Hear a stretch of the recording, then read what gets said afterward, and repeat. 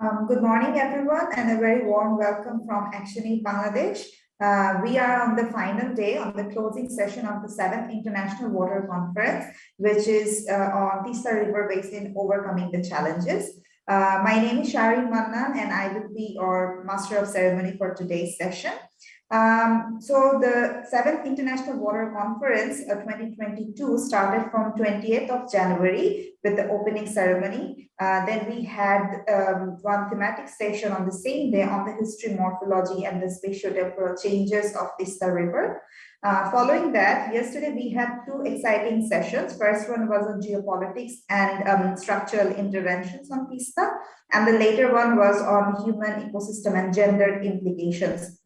Finally, we are on the closing session today.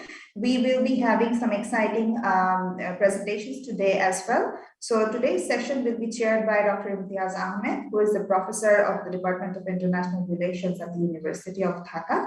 Then we will have a short video message by Dr. Eriver Ellis, who is the director of the Global Network of Water Museum, followed by a presentation by Ms. Rohima Sultana Kajol, who is the Executive Director of Association of Voluntary Actions for Society Abhash, and the member of the General Assembly of Actionaid Bangladesh, International Bangladesh Society. Then we will have four designated discussants with us today, starting with Dr. Sara Ahmed, who is the adjunct professor for the Center for Water Research and Indian Institute for Science Education and Research, and she's also the founder director of the Living Waters Museum. Then we will have Dr. Monzurul Kibriya, who is the member of General Assembly of Actionaid International Bangladesh Society and professor at the Zoology Department of University of Chittagong. Then we will have Mr. Shamim Ahmed, who is the Executive Director of AOACD, and Dr. Shashwata Bhattacharjee, who is Head of Bangla Department at Kamia College. So today we would like to look into, have an analysis of the overall conference and look for the way forward and what can be done in next collectively. So before handing over to the session chair, I would like to go through a few housekeeping rules. First of all, we all are by now very much accustomed to the norms and technicalities of Zoom meetings. So the audio and video sharing and screen sharing operations for the participants will be turned off for the session, but we definitely would welcome the active engagement of participants through interactions in the chat box. Or if you want to say something or interact with the panelists or the session chair, please raise your hand. We would unmute you and let you speak. Other than that, we will also have one song by a Hawaii song by the end of the session. And we would also have a presentation from Actionaid's end on how children actually think and perceive river. So without further ado, I would like to call Dr. Imtiaz Ahmed, who is the professor of Department of International Relations at the University of Dhaka, to chair today's session. Sir, it's over to you.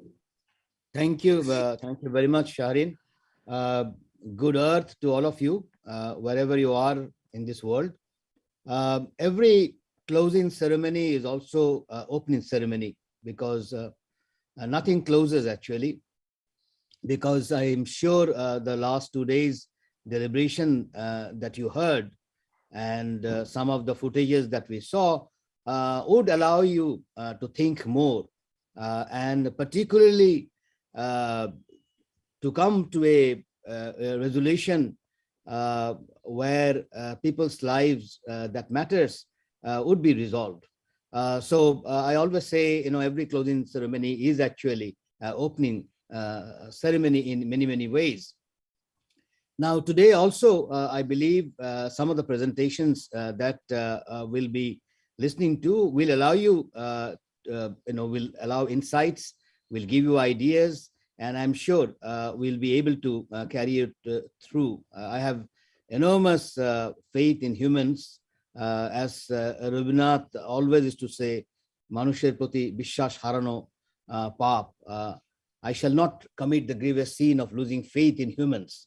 And I think that's one statement one should keep in mind, that after all, it's the human beings who change. So the problems that we are facing now, and I will be talking a little bit more at the end, but I'm sure with a collective effort across borders and boundaries, we'll be able to resolve. With that, kind of an intro, let's start the session, and I hand over the whole thing to Shaheen. I think she's doing a wonderful job. Let her work on calling each of the speakers. Shaheen, it's yours. Thank you so much, sir, for your opening remarks and officially inaugurating this session. At this point, I would like to call Ms. Farah Kabir, who is the Country Director of Actionaid Bangladesh, to please share the summary findings or the key takeaway messages that we have heard so far in the thematic sessions. So Farah, over to you. Thank you. Thank you, Shireen. And I also join Imtiaz in saying you're doing an excellent job. The team has been brilliant. Good morning, everybody. Good morning, or to take Dr. Imtiaz's good earth, wherever you are. Thank you for being with us. And we've been working, sharing our thoughts and looking at different experiences the last 2 days. And some of you may or may not have been with us all through. So I just want to give you a quick idea of what transpired the last 2 days. And it's really, again, I would pick on what Dr. Ahmed said, that it is another beginning. And we have, this is our 7th conference, and we have journeyed together over the last 7 years. And it's been very interesting. So if you can put the slide, share the slide, please. Of course, the first couple of slides is, the usual about what our conference was about. It's the Teesta River Basin, overcoming the challenges. Are you sharing the slides? Sharing? Follow-me, do we have the slides? Okay, so it was, and you are aware of the objectives, that it was intended to facilitate conversation and dialogue among not just the academics, but also grassroots people, development practitioners, policymakers, multi-stakeholders. And I think we were there. We were able to bring different interest groups, multi-stakeholders. Then the thematic areas were, are we sharing? No? Now we are sharing. So, right. So, I mean, so can we skip and move to slide 5? So the thematic sessions were about history, morphology. It was also about geopolitics, and it's about river, its entity, ecosystem, the gendered implications. Now, team, can we move to slides 5? And I just wanted 5, go back, please. So the team has come up with this summary, and what we found was more than 675 people joined us through Zoom. Over 2,500 were on Facebook Live, and 15 countries representatives or members were there, from Botswana, Bangladesh, Denmark, Egypt, Ghana, India, and India also from different parts of India, Iran, Mongolia, Nepal, Nigeria, Pakistan, Philippines, Bhutan, Tunisia, USA, Zimbabwe. And they tried to do a disaggregated data, and we found that over 470 men, 205 female, and so a total of 675 that were there in the, that's the information coming from the Zoom participation. Next, please. And the communication outreach was through, on all social platforms, the traditional media, newspaper. We had video documentary, YouTube, promotional messages, press release, and the songs. Okay. Next. And the takeaways, I think because of the deliberation, the takeaways is what we will be focusing on in the coming months. Structural interventions are violating the rights of people, both in Bangladesh and India. That came up from the discussions. Rivers need to be reconceptualized as Pran, Shakti, Atta, to uphold its rights. For a river to be a river, 4 things are very critical: water, energy, biodiversity, and sediment. Next, and then, we would like you to, at your convenience, watch the video documentary.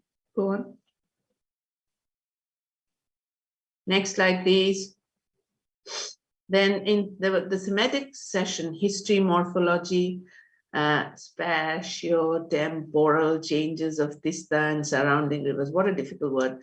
The design and establishment of dams and bridges should be done paying proper attention to human and ecosystem, not just based on numbers and structural decisions.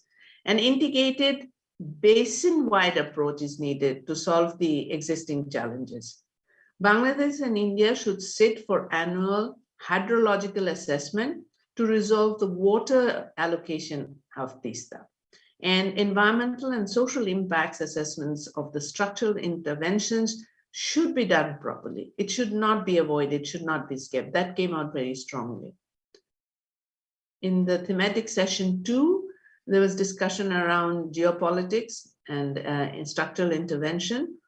The takeaways are, instead of commercial approach, nature-based negotiation approach should be taken for integrated basin-wide management.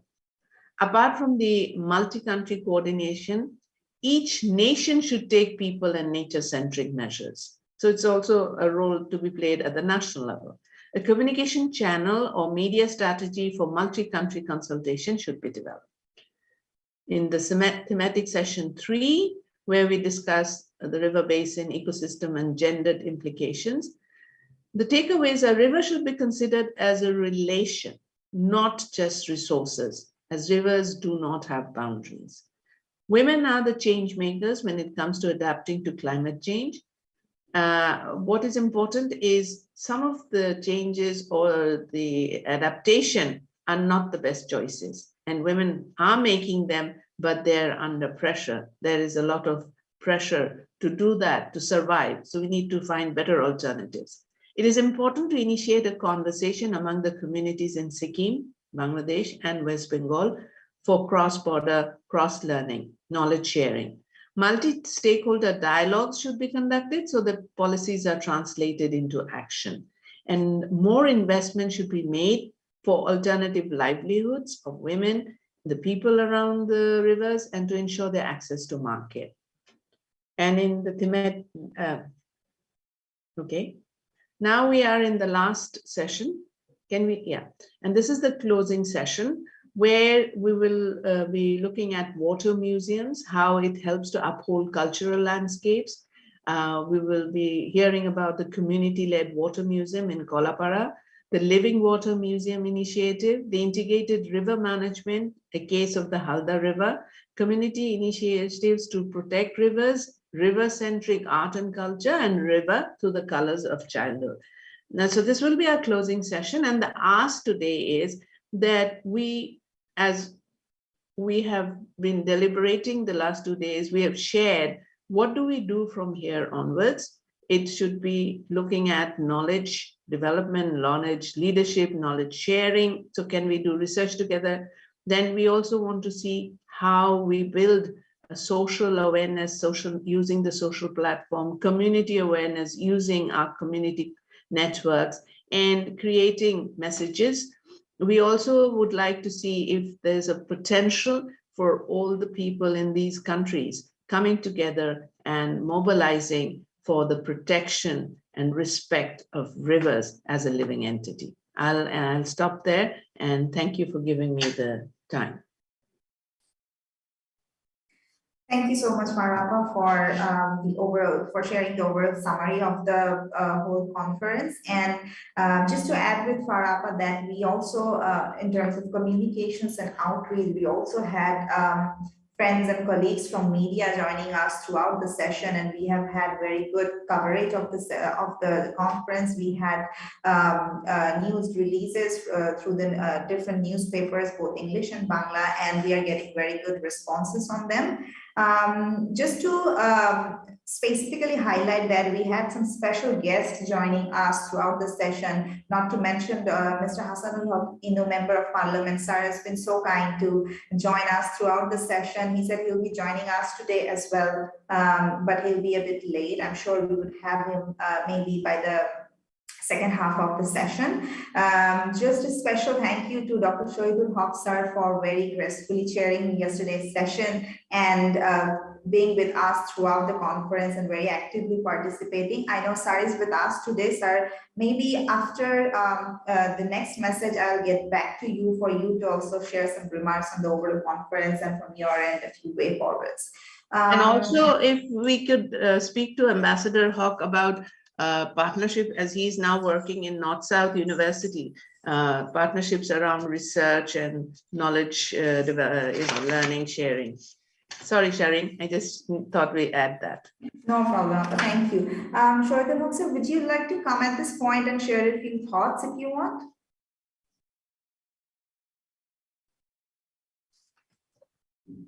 Sir, I hope you can hear us, right? You need to unmute yourself. Are you with us? Yes. Good. Thank you very much. I think it has been a exciting 3 days, at least for me, because being in the government for long, I had always looked at certain issues when it comes to international relations from a particular angle. So I got a different perspective and a narrative, which I think very useful. So my first take is, I think there need to be more interaction between the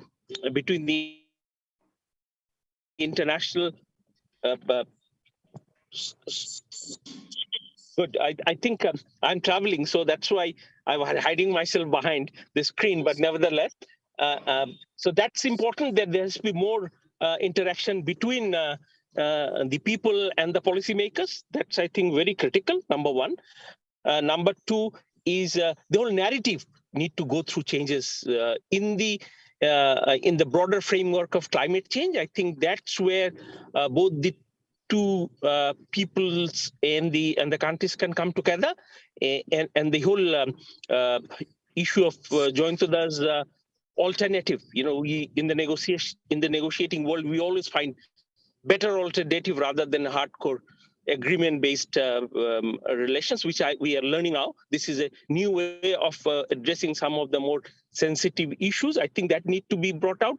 In terms of stakeholder collaboration, I think there is not much discussion on the issue of water and river in Bangladesh. It's rather very segmented. Even academicians are not that keen. They look at climate change, but not climate change and river and water. Water is a strategic asset nowadays. We will gradually understand that, because you have to really pay to get water. And that's where the capitalist comes in. So that's some of the things. I will be very happy if there could be a more broader platform within Bangladesh, and North-South is very happy to be a party to it. We have a huge environmental department which do research, but not much into the river-centric issues. So that's an area.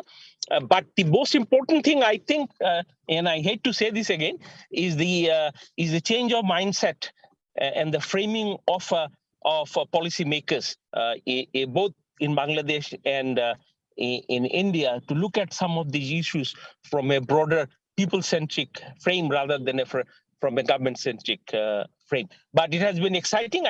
As I fully agree with Imtiaz Bhai, that is the beginning of a dialogue, and we will be very happy from the North-South University to be party to this.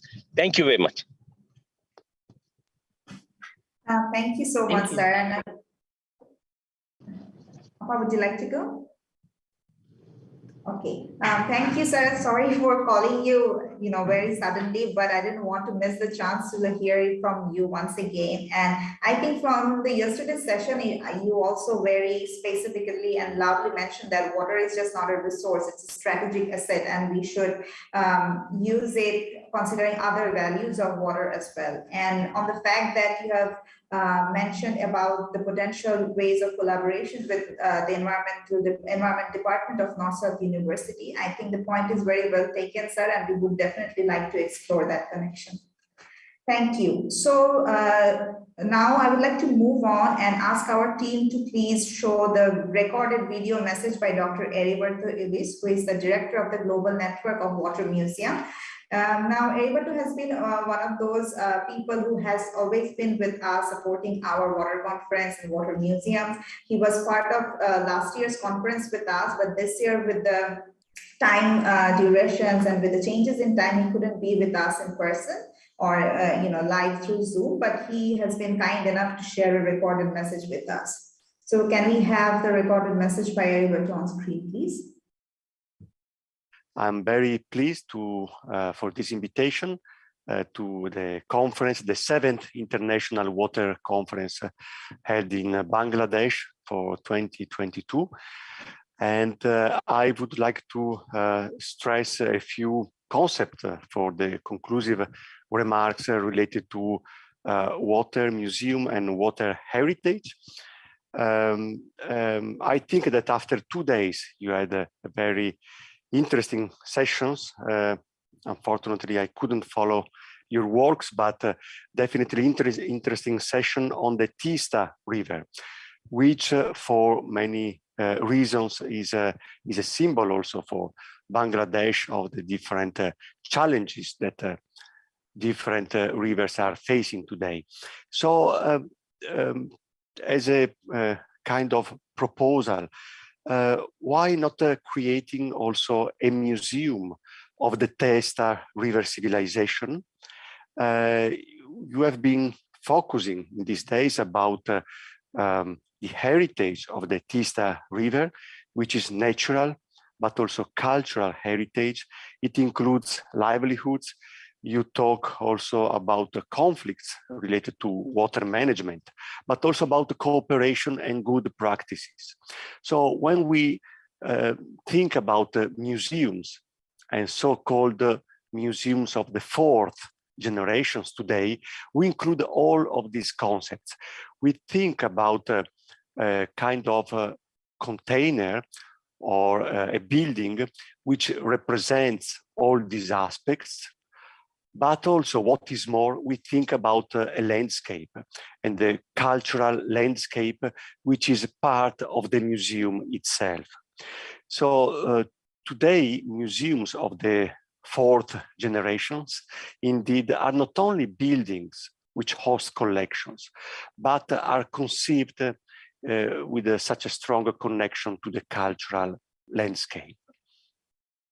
According to most recent debates, which were developed by ICOM, which is the International Council of Museums, in 2016, it was decided to include among the main conclusions of the General Assembly the importance to extend the responsibility of museums to cultural landscapes. According to this definition of ICOM, museums are to be thought as instruments to protect, safeguard, and valorize cultural landscapes, that is to say also waterscapes and riverscapes in their diversity and identity. So after the 3 ages of museums, what is the museum of the 4th generation? Is the one that tend to minimize the isolation of cultural goods from their original context. It also includes places of affections, places of special values for local communities. And this is also according to the Faro Convention that was approved in 2005, in which also people are somehow more and more related to cultural landscapes, and as stressed by ICOM, also to the concept of museum. The first water museum of Bangladesh is the one of Patuakhali. It is a recent one, but it's innovative as it includes already this concept of the fourth generation museum. It is maybe more a museum of the river rather than a generic water museum.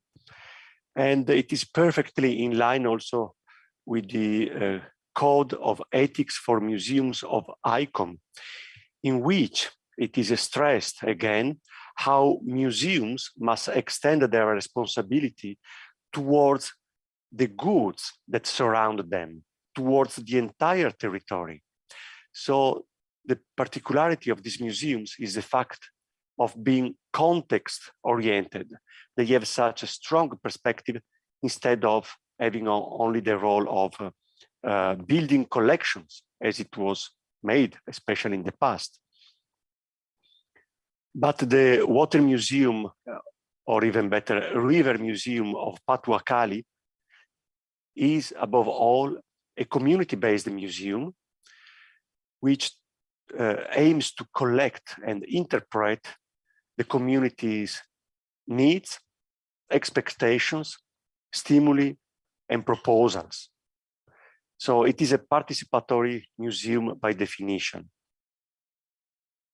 In summary, today, museums of the fourth generations are institutions that collect, develop, and communicate the knowledge of a cultural landscape in its entirety. And so a river museum also for the Teesta River, should be conceived according to this approach as a museum of the fourth generation. It's a museum which includes somehow a living collection, the cultural landscape. We can't avoid the changes, transformations of this landscape. So this living collection must be preserved in its vitality, not only because it is changing constantly, but also because it includes the people who inhabit it. Last but not least, I would like to remind everyone about the resolution of the Intergovernmental Hydrological Program that was adopted in June 2021, 6 months ago. It's the resolution number 7 of the 24th Council, which states about the need of a global inventory of water museums. Such a global inventory is a mean to include not only existing water museums, but also a way to stimulate the creation of new ones. So the intention of UNESCO and of the Intergovernmental Hydrological Program is to recognize more museums which also are an answer to this new concept of museum, the so-called museum of the fourth generation.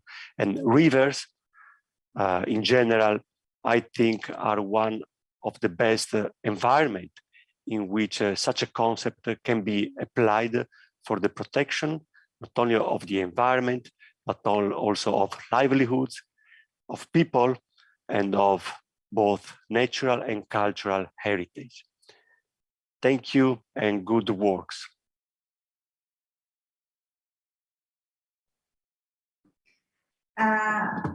Although I personally thank Heriberto, but I would like to extend our sincere thanks to Heriberto once again for recording this wonderful message and conveying the importance of having the fourth generation water museums, which not only captures the collections, but also upholds the cultural and natural heritage of the country. And as he said, river is one of those ecosystems which we definitely can preserve and uphold the culture and landscape of it through the water museums.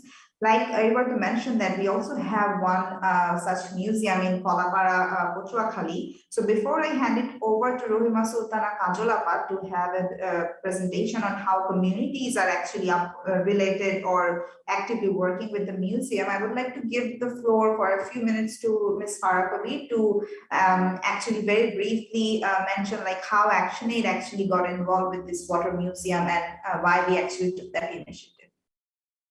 Thank you, Sharin. We were partners in crimes with Professor Imtiaz Ahmed. And he always says, he tries to find out whether it was the Black Forest cave or it was Nepal that got us started. But I think where we came together was that why are people being separated from heritage and museum and knowledge? And we really wanted that they live with river, they negotiate with river, they love the river, they hate the river, but they're nowhere in the discourse. And we wanted to demystify that, you know, what is happening with water sharing. And also we wanted to uphold the heritage, the experiences that the community has. So instead of building a museum or in this capital or in a city, we went there. And the whole idea was to be close to the community and to learn from the community. We are strong advocates at Actionaid of indigenous knowledge, of community power and leadership. And literally this museum was built in 28 days. But it was possible to do so because we had the community and the farmers willing to give us that space that, you can build virtual museums, but for a physical museum, you need a space. And it was the Farmers Association and our farmers in Kolapara who helped us to build that. And then we had architects who pro bono designed it. And we're also passionate about water and river. And since then, and we broke a lot of glass ceilings because it was at the community level. Never before was that done. It's being run and managed by the community, the farmers and association. Of course, we are there, but we have a woman curator. I don't think Bangladesh has a woman curator anywhere in any of its museums. So we tried to break some of this. So it's been a great initiative. And the idea is that it's an educational platform. And we managed to link it up and network with the global network of museums. And I must say, since then, I have learned so much. And I know Professor Sarah Ahmed will be speaking. I've learned about living museums, virtual museums, and then we became a member of the network. So globally, going to Valencia and seeing what is being done. You don't need a lot of space. You don't need a building. You need an idea. And you need the passion behind it. Thank you. Thank you so much, Farah. I think that's really encouraging, and it would definitely encourage others to think about the water museum concept and explore this idea. And it has, Sharin, it has, sorry to come back, but Tetulia, in that part of someone has already built after they learned and visited, they have set it up on their own. So the community is also being encouraged. And it's with the networks that Dr. Ahmed has, it's gone to China and I believe other places. Thank you, Appa. That's great to learn. I would like to now call upon Ms. Rohima Sultana Kajol, who is the Executive Director of the Association of Voluntary Actions for Society, ABHAS, and member of General Assembly of Actionaid International Bangladesh Society. So Rohima, over to you, just to let everyone know that we are completely encouraging and upholding this conference both in English and Bangla. So Rohima Sultana Kajolapa will present in Bangla. And we also have a separate channel for the community members who are joining with us to have a Bangla interpretation of the presentations and the discussions going on. So Kajolapa, আপনি এখন শুরু করতে পারেন, আমি প্রেজেন্টেশনটা দিয়ে দিচ্ছি। আচ্ছা, ধন্যবাদ সবাইকে। আমার প্রেজেন্টেশনের আগেই দুইজন ফারাহ আপা এবং তার পূর্বের বক্তা কিন্তু পানি জাদুকর নিয়ে বেশ অনেক কিছু বলে গেছেন। পানি জাদুঘরের মোটামুটি ইতিহাস বা এই সম্পর্কে যে বিষয়গুলো সেগুলো সবাই কিছুটা হলেও তাদের কথা থেকে পেয়ে গেছেন। আর আমি বাংলায় বলবো এবং বেশ সংক্ষিপ্ত আকারে জাদুঘরের ইতিহাসটা বলবো এবং এখন কি হচ্ছে ওখানে সেই বিষয়গুলো নিয়ে আমি কথা বলবো। তো আভাস এবং পানি জাদুঘরের পক্ষ থেকে সকলকে শুভেচ্ছা জানাচ্ছি। আমরা সবাই অবগত আছি যে বাংলাদেশের সর্বদক্ষিণের জেলা এবং উপজেলার কলাপাড়া উপজেলায় এই পানি জাদুঘরটি তৈরি হয়েছে এবং এই পানি জাদুঘর তৈরির পেছনের গল্পটা আমি প্রথমে বলবো। আজকে যেহেতু ৭ম আন্তর্জাতিক পানি সম্মেলন হচ্ছে এবং ইতিপূর্বে যে ৬টি হয়েছে সে ৬টি কিন্তু কলাপাড়াতেই হয়েছে এবং এই পানি জাদুঘরকে সাথে নিয়ে এবং প্রতিটা প্রোগ্রামে একটা দিন কিন্তু আমরা পানি জাদুঘরে বসেই করেছি এবং সামনাসামনি সেখানে আমাদের একদম বাংলাদেশ গভর্নমেন্টের হাই লেভেল কর্মকর্তা থেকে শুরু করে একদম লোকাল পিপল, কৃষক, নারী সবাইকে নিয়ে আমরা পানি জাদুঘরে করেছি। এই বছরই আমরা একটু তিস্তা ব্যারেজের কথা চিন্তা করে ওখানে আমরা গিয়েছি, কিন্তু এর আগের ৬টা আমরা এখানে করেছি। তো ধন্যবাদের জন্য অ্যাকশনএইডকে যে তারা আমাদের ওই এলাকার মানুষদের কথা চিন্তা করে এই কাজগুলো করেছেন। তো নেক্সট স্লাইডে একটু যাচ্ছি আমরা যে পানি জাদুঘরটা আসলে কেন আমরা করলাম সেই জায়গাটা, যে আমি একদম হুবহু পড়বো না, আমি আমার মতো করে বলে যাব। সেটা হচ্ছে আমরা সবাই জানি যে পৃথিবীতে যে পানি আছে তার হচ্ছে ৯৭% পানি হচ্ছে লবণাক্ত এবং বাকি ৩ থেকে ৪ ভাগ পানি হচ্ছে ব্যবহার করার মতো। সেই ব্যবহার করার পানি যে তার ভিতরে আবার ৯০% পানি আছে নদীর বেষ্টিত এবং বাকি পানিটা আমরা ব্যবহার করি খাবার বা পারিবারিক ব্যবহারের জন্য। তো এই যে বাকি ৯০% পানি নদীতে আছে এবং নদীর কাছ থেকে যে আমরা এটা ব্যবহার করি, সেখানে এই তথাকথিত কিছু উন্নয়নের কথা বলতে যে ইনফ্রাস্ট্রাকচার তৈরি হচ্ছে, সেখান থেকে সেই তৈরির নামে, উন্নয়নের নামে এই পানিগুলো যে কতটা আমরা ব্যবহার করতে পারছি না, সেখানে যে সমস্যাগুলো তৈরি হচ্ছে। এবং আমরা জানি যে আন্তর্জাতিকভাবে এই নদী ব্যবহার করার জন্য যে আইন আছে, সেই আইনগুলো আসলে কতটা ব্যবহার হচ্ছে, কতটা অগ্রাহ্য হচ্ছে, সেটা মোটামুটি আমরা আজকে কম বেশি সবাই জানি। এবং পাশাপাশি যে আন্তঃনদী সম্পর্ক, আমরা যেমন ভারত, তারপরে হচ্ছে নেপাল, এদের সাথে যে আন্তঃনদীর সম্পর্ক যেটা ছিল, সেখানেও যে আজকে এই যে আমরা তিস্তা ব্যারেজ নিয়ে প্রোগ্রাম করছি, সেখানেও যে নদীকে বাধাগ্রস্ত করার ফলে জীবন জীবিকা কিভাবে হুমকি হচ্ছে, এটা আমরা অবগত আছি বিভিন্নভাবে। নদীকে আমরা সবাই জানি যে পৃথিবীর সভ্যতা তৈরি হয়েছিল একসময় সব নদীকে কেন্দ্র করে, যেখানে নদী, সেই নদী যে জায়গা থেকে যায়, এবং এমনকি আমাদের বাংলাদেশের রাজধানী ঢাকাও কিন্তু বুড়িগঙ্গাকে কেন্দ্র করে তৈরি হয়েছিল।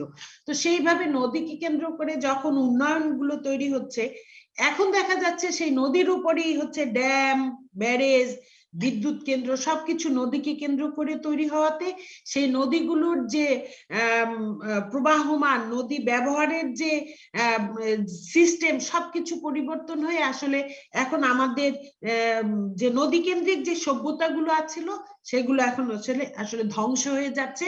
সেইগুলো দেখেই মানে এই এত নদী সম্পর্কিত যে সমস্যা, সেই সমস্যাকে পর্যালোচনা করেই, একটু পরের স্লাইডে যাই, সব পর্যালোচনা করেই হচ্ছে এই পানি জাদুঘর তৈরি করার একটা চিন্তা ভাবনা আসে। এবং এখানে আমরা ধন্যবাদ দিচ্ছি আমাদের ইমতিয়াজ স্যারকে, আমাদের ফারা আপাকে এবং তার সাথে আরো যারা ছিল, যে তারা বিভিন্ন দেশে যে এই নদী কেন্দ্রিক বিষয়গুলো দেখে তারা প্রথম চিন্তা করছিল যে কি করে আসলে আমাদের বাংলাদেশে এই নদীর যেগুলো আসলে বিলীন হয়ে যাচ্ছে, হেরিটেজের কথা কিছুক্ষণ আগে বললো, সেগুলো নিয়ে কিভাবে কাজ করা যায়। সেজন্য এই পানি জাদুঘর তৈরির প্রথম তারা চিন্তা করলো। এবং তারা চিন্তা করার পরে বাংলাদেশের আমাদের দক্ষিণাঞ্চলের যে কৃষক, জেলে, পানি অধিকার নিয়ে দিনের পর যে বিভিন্ন সময় যে সভা সমাবেশ, তারপরে সরকারের কাছে দাবি দেওয়া, বিভিন্ন আন্দোলন, এগুলো নিয়ে যখন কথা বলা হয় এবং সেখান থেকেই অ্যাকশনএড এবং আমরা যারা মিডিয়া আছি, আমরা সংগঠন আছে যারা জীবন ও জীবিকা নিয়ে কাজ করছি, সবাই মিলেই এই পানি জাদুঘর তৈরি করার একটা পরিকল্পনা করা হয়। কিন্তু সেই পরিকল্পনাটাকে সম্পূর্ণ মানে আমাদেরকে সমর্থন দিয়ে কাজ করেন হচ্ছে অ্যাকশনএড, এবং তখন থেকে আমাদের এই পানি জাদুঘরের সাথে কিন্তু আজকে সবার সম্মানিত সভাপতি উপস্থিত ছিলেন। এই জন্য আমাদের ওই কলাপাড়াতে এই পানি জাদুঘরটি আর কি স্থাপন করা হয়। এবং এখানে যে জিনিসগুলো আমরা নীতি নির্ধারকদের ভিতরে এই সচেতনতা তৈরি করার জন্য, ওয়াটার কমন্স এর নীতির পক্ষে একটি শক্তিশালী ভিত্তি তৈরি করার জন্য, রাজনৈতিক সীমানা ছাড়িয়ে নদীর উদ্বেগকে সমর্থন করা, নদী এবং পানির বিভাজনের বিপরীতে বহুদেশীয় ওয়াটার কমন্স ক্যাম্পেইন করা। আমরা 2017 সালে একটা বড় একটা ক্যাম্পেইন করেছিলাম, সেটি হচ্ছে নেপাল, ভারত, বাংলাদেশ মিলে প্রত্যেকটা নদীর ধার ধরে ধরে আমাদের এই ক্যাম্পেইনটা হয়েছিল, এবং শুরু হয়েছিল নেপাল থেকে এবং ভারতের ভেতর দিয়ে ক্যাম্পেইনটা হয়ে বাংলাদেশের পদ্মার পাড়ে আমাদের এই ক্যাম্পেইনটা শেষ হয়েছিল। ঠিক এরকম কিন্তু আমরা ভারত এবং নেপালে এই ওয়াটার কমন্স নিয়ে বিভিন্ন ক্যাম্পেইন আমরা করেছি। এরপরে আমরা যে আঞ্চলিক প্রচারণাকে আন্তর্জাতিক নীতির দিকে চালিত করার জন্য এই পানি জাদুঘরটা আমাদের জন্য একটা বড় কাজ করছে, এবং নদীর উপর যে নির্ভরশীল যে লোকজন যারা আসলে সম্পূর্ণভাবে জীবন জীবিকা, তারপর হচ্ছে পানির অপর নাম জীবন, পানিকে যে তারা ব্যবহার করতে পারে ঠিকভাবে, পানিটা যাতে লবণাক্ত হয়ে শেষ না হয়ে যায়, এই বিষয়গুলোকে সামনে নিয়ে তৈরি হয়েছিল আমাদের পানি জাদুঘর। তো পানি জাদুঘরের যে জিনিসটা আমরা এখানে খুব সংক্ষিপ্ত আকারে দিয়েছি সেটি হচ্ছে পানি জাদুঘরটি তৈরি, এটি কিন্তু বাংলাদেশের মানে দক্ষিণাঞ্চলে তৈরি, কিন্তু এটি হচ্ছে দক্ষিণ এশিয়ার প্রথম একটি পানি জাদুঘর। এটি প্রথম তৈরি হয়েছে 2014 সালের 29শে ডিসেম্বর। এটা তৈরি হয়েছিল পটুয়াখালী জেলার কলাপাড়া উপজেলার পাখিমারা একটি গ্রামের ভিতরে, এবং এখানে তখন অনেক প্রথম উদ্বোধনের দিনই অনেকে ওখানে উপস্থিত ছিল, আমাদের বাংলাদেশ গভর্নমেন্টের প্রতিনিধিও সেখানে ছিল। এবং এখানে মূলত এখন এই পানি জাদুঘরটি পরিচালনা করছে একটি এনজিও আভাস, ইন্টারন্যাশনাল অর্গানাইজেশন অ্যাকশনএড, এবং স্থানীয় দুইটি সংগঠন সিবিও, যারা আসলে কৃষক এবং নারী সংগঠন, তারা মিলে এই প্রতিষ্ঠানটি মানে দেখাশোনা করছে। এবং এখানে একজন কিউরেটর আছে, সেও একজন নারী, এবং সার্বক্ষণিক দেখাশোনা করছে। আমাদের ওখানের একটি কৃষক একটা লোক কেন্দ্র আছে, যে কেন্দ্রটি আসলে আমাদেরই তৈরি, তারা এইটি সুন্দরভাবে পরিচালনা করছে। এবং এটি যে যারা যত মানুষ দেখতে আসে, এবং আপনারা জানেন যে কুয়াকাটা একটি হচ্ছে পর্যটন কেন্দ্র, প্রতিদিনই এখানে শত শত লোক আসে, এবং সেখান থেকে মানুষরা এখানে আমাদের এই জায়গা দেখতে আসে, সেটি তারাই আসলে দেখাশোনা করেন এবং তারা এটা প্রদর্শন করান সকল মানুষের কাছে। এবং কিউরেটর যে আছেন, সে ওখানে আমাদের ওখানে হচ্ছে যে জিনিসগুলো আছে সেগুলো প্রদর্শন করান। জিনিসগুলোর ভিতরে যেমন ধরেন এখন পর্যন্ত আছে 57টি সীমান্ত নদীর পানির যে নমুনা, সেখানে নেপাল, মায়ানমার থেকেও কিছু পানি আনা হয়েছে, যেটি বোতলজাত করে বিভিন্ন প্রক্রিয়ায় ওখানে রাখা হয়েছে, মানুষ যাতে এই নদীর পানিগুলো দেখে। এবং আপনারা ওখানে গেলে অবাক হবেন যে এক এক নদীর পানির রং এক এক রকম। কি আশ্চর্য যে আমরা যেটা দেখেছি যে এক নদীর সাথে আরেক নদীর পানির রং মিলছে না। তারপরে নদী প্রণালী, জলাশয়, মানুষের জীবনের উপর দৃশ্য ছবি তোলা, ছবি বাঁধানো ওখানে আছে, যে দৃশ্যগুলো আপনারা ওখানে দেখতে পারবেন। তারপরে ওই এলাকার সংস্কৃতি, ঐতিহ্য, এগুলো শিল্পকর্ম ওখানে আছে। তারপরে হচ্ছে ওখানে আমরা যে মানুষ যে জিনিস, যেমন নৌকা, ওখানে নৌকার মাধ্যমে আমাদের ওই দক্ষিণ অঞ্চলের মানুষ চলাচল করতো, সেই নৌকা আছে। তারপরে হচ্ছে শুকনো নদী, যে নদীগুলো নৌকাটা আছে এমন ভাবে যে আমরা দেখছি যে পানির প্রবাহ কমে যে বিভিন্ন নদী শুকিয়ে গেছে, এবং সেই শুকনো নৌকা নদীতে কিভাবে নৌকা বেঁধে আছে সেরকম একটা মডেল করে আমরা ওখানে দেওয়া আছে। এরপরে উদ্ভিদ প্রাণী স্থানীয় ব্যবস্থার মাধ্যমে যে নদী যেগুলো, ওখানে দুইজন নারীর হাতে দুইটা মডেল আছে, যেটা হচ্ছে ওই ইউনিয়নের, যেমন আন্দারমানিক নদী আছে এবং ওই ইউনিয়নের একটা চিত্র, একটা ম্যাপ দুজন নারী নিজ হাতে মাটি দিয়ে তৈরি করেছে। সেইটা আছে যে নারীরা আসলে যে কত তারা, সে হচ্ছে ইনার কোনো কোথাও থেকে সে চারুকলা পড়ে নেই কোনো ইনার, অথচ এত সুন্দরভাবে গ্রামটাকে সে ফুটিয়ে তুলেছে তার হাতের কাজে। সেটা আপনারা ওখানে দেখলেই বুঝতে পারবেন যে কোথায় স্কুল আছে, কোথায় সাইক্লোন সেন্টার আছে, কোথায় ব্রিজ আছে, কালভার্ট আছে, এই সবগুলো তার চিত্রের ভিতরে সে তুলে নিয়ে আসছে। এবং বাংলাদেশের সীমান্ত যে নদীর যে ম্যাপ ওখানে আছে, ওখানে গেলে আপনারা একটা ম্যাপের ভিতরে নদীর নামগুলো এবং নদীর ওই চিহ্নিত করা সেই জিনিসগুলো আছে। ওখানে আমাদের টিভির ব্যবস্থা আছে এবং ডিজিটাল সিস্টেম আছে, যেখানে অ্যাকশনএইডের তৈরিকৃত কিছু ডকুমেন্টারি, এছাড়া সারা বাংলাদেশ বা দেশের বাইরেও যারা আমাদের সাথে ওয়াটার কমন্সে কাজ করেন তাদের যে ডকুমেন্টেশন গুলো আছে সেগুলোকে আমরা ওখানে ইসের মাধ্যমে, টিভির মাধ্যমে এবং ভিসিডির মাধ্যমে আমরা ওখানে দেখাই, যেখানে এই বিষয়গুলো আছে। এবং নাচ গান নাটক, বিভিন্ন এলাকার যে জীবনযাত্রা নিয়ে যে নাটক করা হয়েছে, গান করা হয়েছে, সেগুলো ওখানে আছে। এবং যে জিনিসগুলো বা নীতি নির্ধারকদের যে জিনিসগুলো সেগুলো ওখানে প্রচার করা হয়। এবং আমাদের যে কিউরেটর থাকে যারা ভিজিটে যায় তাদেরকে সে সুন্দরভাবে সেই বিষয়গুলো দেখান এবং ভিডিওগুলো প্রদর্শন করেন এবং আসলে কি লক্ষ্য উদ্দেশ্য সেগুলো সে বিশ্লেষণ করেন ওখানে যে। আর আমরা আসলে কেন পানি জাদুঘরটা করেছি, আমাদের বক্তারা কিন্তু বলে গেছিলেন যে যে বিষয়টি হারিয়ে যাচ্ছে সেই বিষয়গুলো যাতে ধরে রাখা। প্রথমত যে জিনিসটা আপনারা যদি কেউ যান বা আজকে ছবির ভিতরে দেখবেন, আমাদের দক্ষিণাঞ্চলে একসময় কিন্তু টিনের ঘর ছিল, এবং টিনের ঘর, ওই যে ঘরটি দেখেন দোতলা টিনের ঘর চালা দেওয়া, এখন হারিয়ে যাচ্ছে। এটা কিন্তু একটা ঐতিহ্যের ভিতরে চলে যাচ্ছে, এটা হারিয়ে সবাই এখন বিল্ডিং করে ফেলছে। তো এই যে ঘরটার ভিতরে জাদুঘরটা তৈরি করা হয়েছে যাতে করে এটি দেখে মানুষ দেখতে পারে যে আসলে কি সিস্টেম ছিল। এবং এই জাদুঘরের মাধ্যমে আমাদের দক্ষিণাঞ্চলের অনেক স্কুল কলেজের শিক্ষার্থীদেরকে এখানে নিয়ে আসছে, এখানে হাতে কলমে শিক্ষা দেওয়ার মতো যে জিনিসগুলো তাদেরকে, এই যে নদী নামগুলো, নদী শিক্ষা, বাংলাদেশের বিভিন্ন সেক্টর ভিত্তিক বিষয়গুলো এখান থেকে দেখানো হয়। এখানে গবেষণা করা হচ্ছে, সমাজকর্মীরা আসছে, নীতি নির্ধারক যারা তারা এখানে পরিদর্শন করছে, রাজনৈতিক ব্যক্তিরা এখানে আসতেছেন, সর্বোপরি যারা ওই পর্যটন কেন্দ্রগুলোতে আসেন, কুয়াকাটা বেড়াতে আসেন, তারা এটিকে একটি পর্যটন কেন্দ্রেরই একটা বাড়তি বিষয় তাদের কাছে, যে তারা এটা দেখতে এসে এই মানে বর্তমানে নদী কেন্দ্রিক যত উন্নয়ন, নদী কেন্দ্রিক দেখা সেই জায়গাগুলো তারা এখানে দেখেন। এখানে বেশ কিছু ছবি আছে, যেমন ছোট ছোট কিছু মাছ, কিছু যে ব্যবহার করতে আগে আমাদের দেশে, যেমন ধরেন আপনি জাল, ঝাঁকি জাল, খুচন, তারপরে পল্লা, এই সব দিয়ে যে মাছ ধরতো ওগুলো এখন নাই।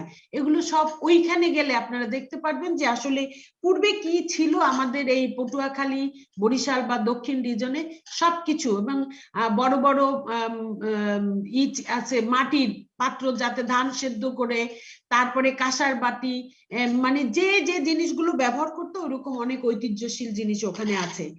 এবং নদী ও পানি কেন্দ্রিক যে জীবনধারার পেশাজীবী আছেন তারা ওখানে তাদের বিভিন্ন সভা, আমরা ওই পানি জাদুঘরের নিচতলাতে একটা সভা কেন্দ্র আছে, সেখানে বিভিন্ন মিটিং হয়, সমাবেশ হয়, যে এই যে কমিউনিটির যে দাবি দেওয়া নিয়ে সেখানে আলোচনা করে। এবং এগুলো বিভিন্ন সময় সাংবাদিকদেরকে আমরা বেশ অনেকগুলো, আপনারা জানেন যে অনেকগুলো সাংবাদিক সম্মেলনও কিন্তু ওখানে করা হয়েছে।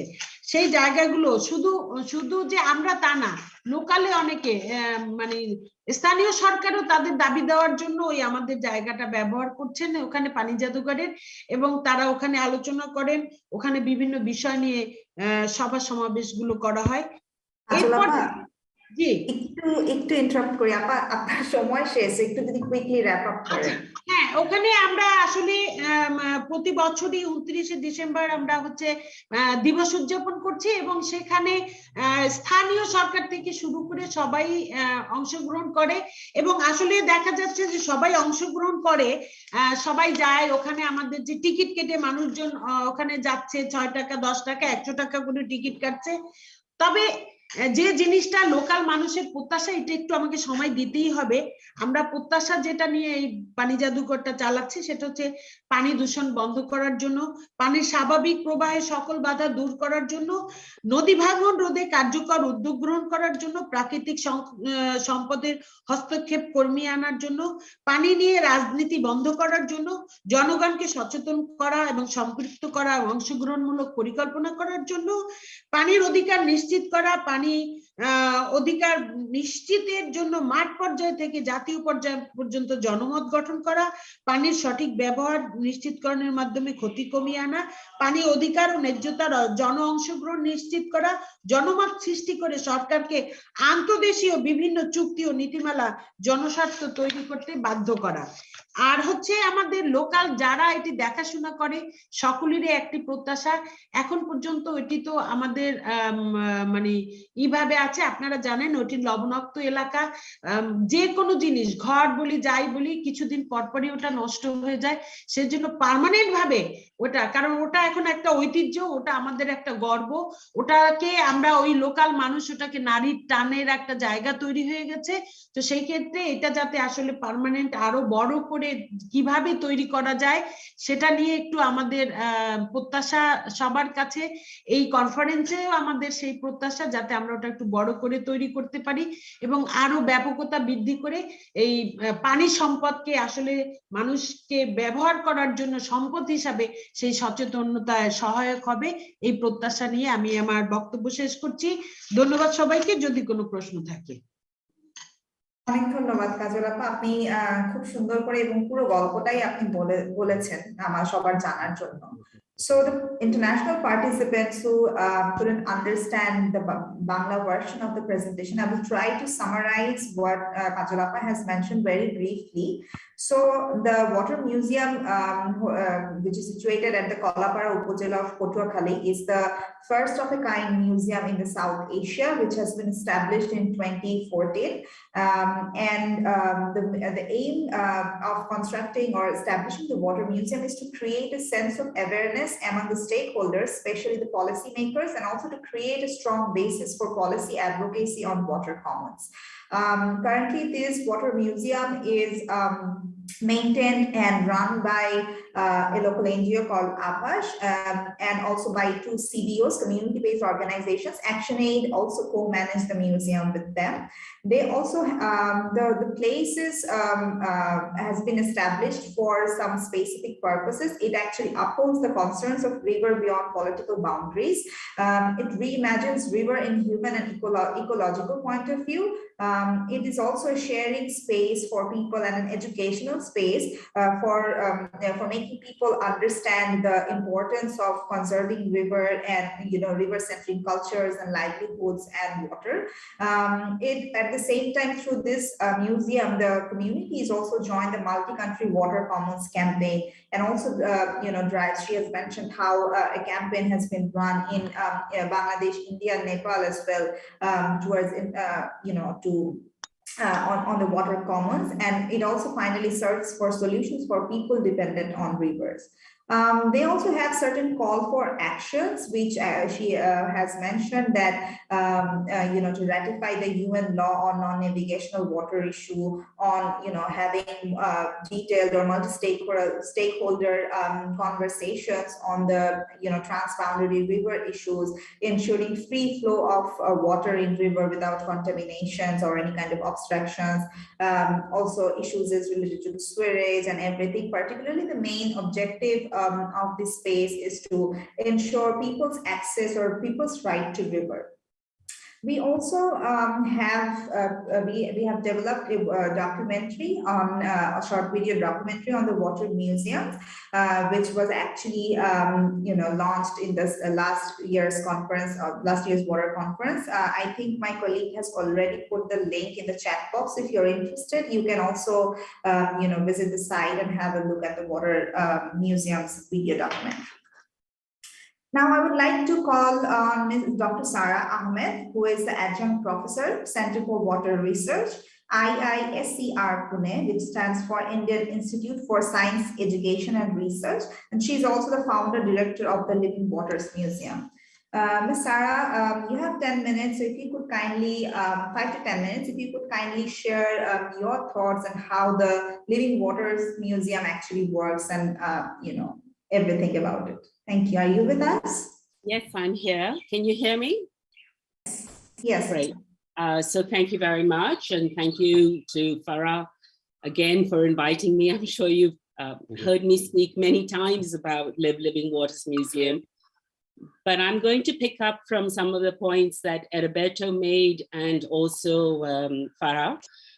You ended by saying that you don't need a building or a space for a museum. You need an idea and you need passion.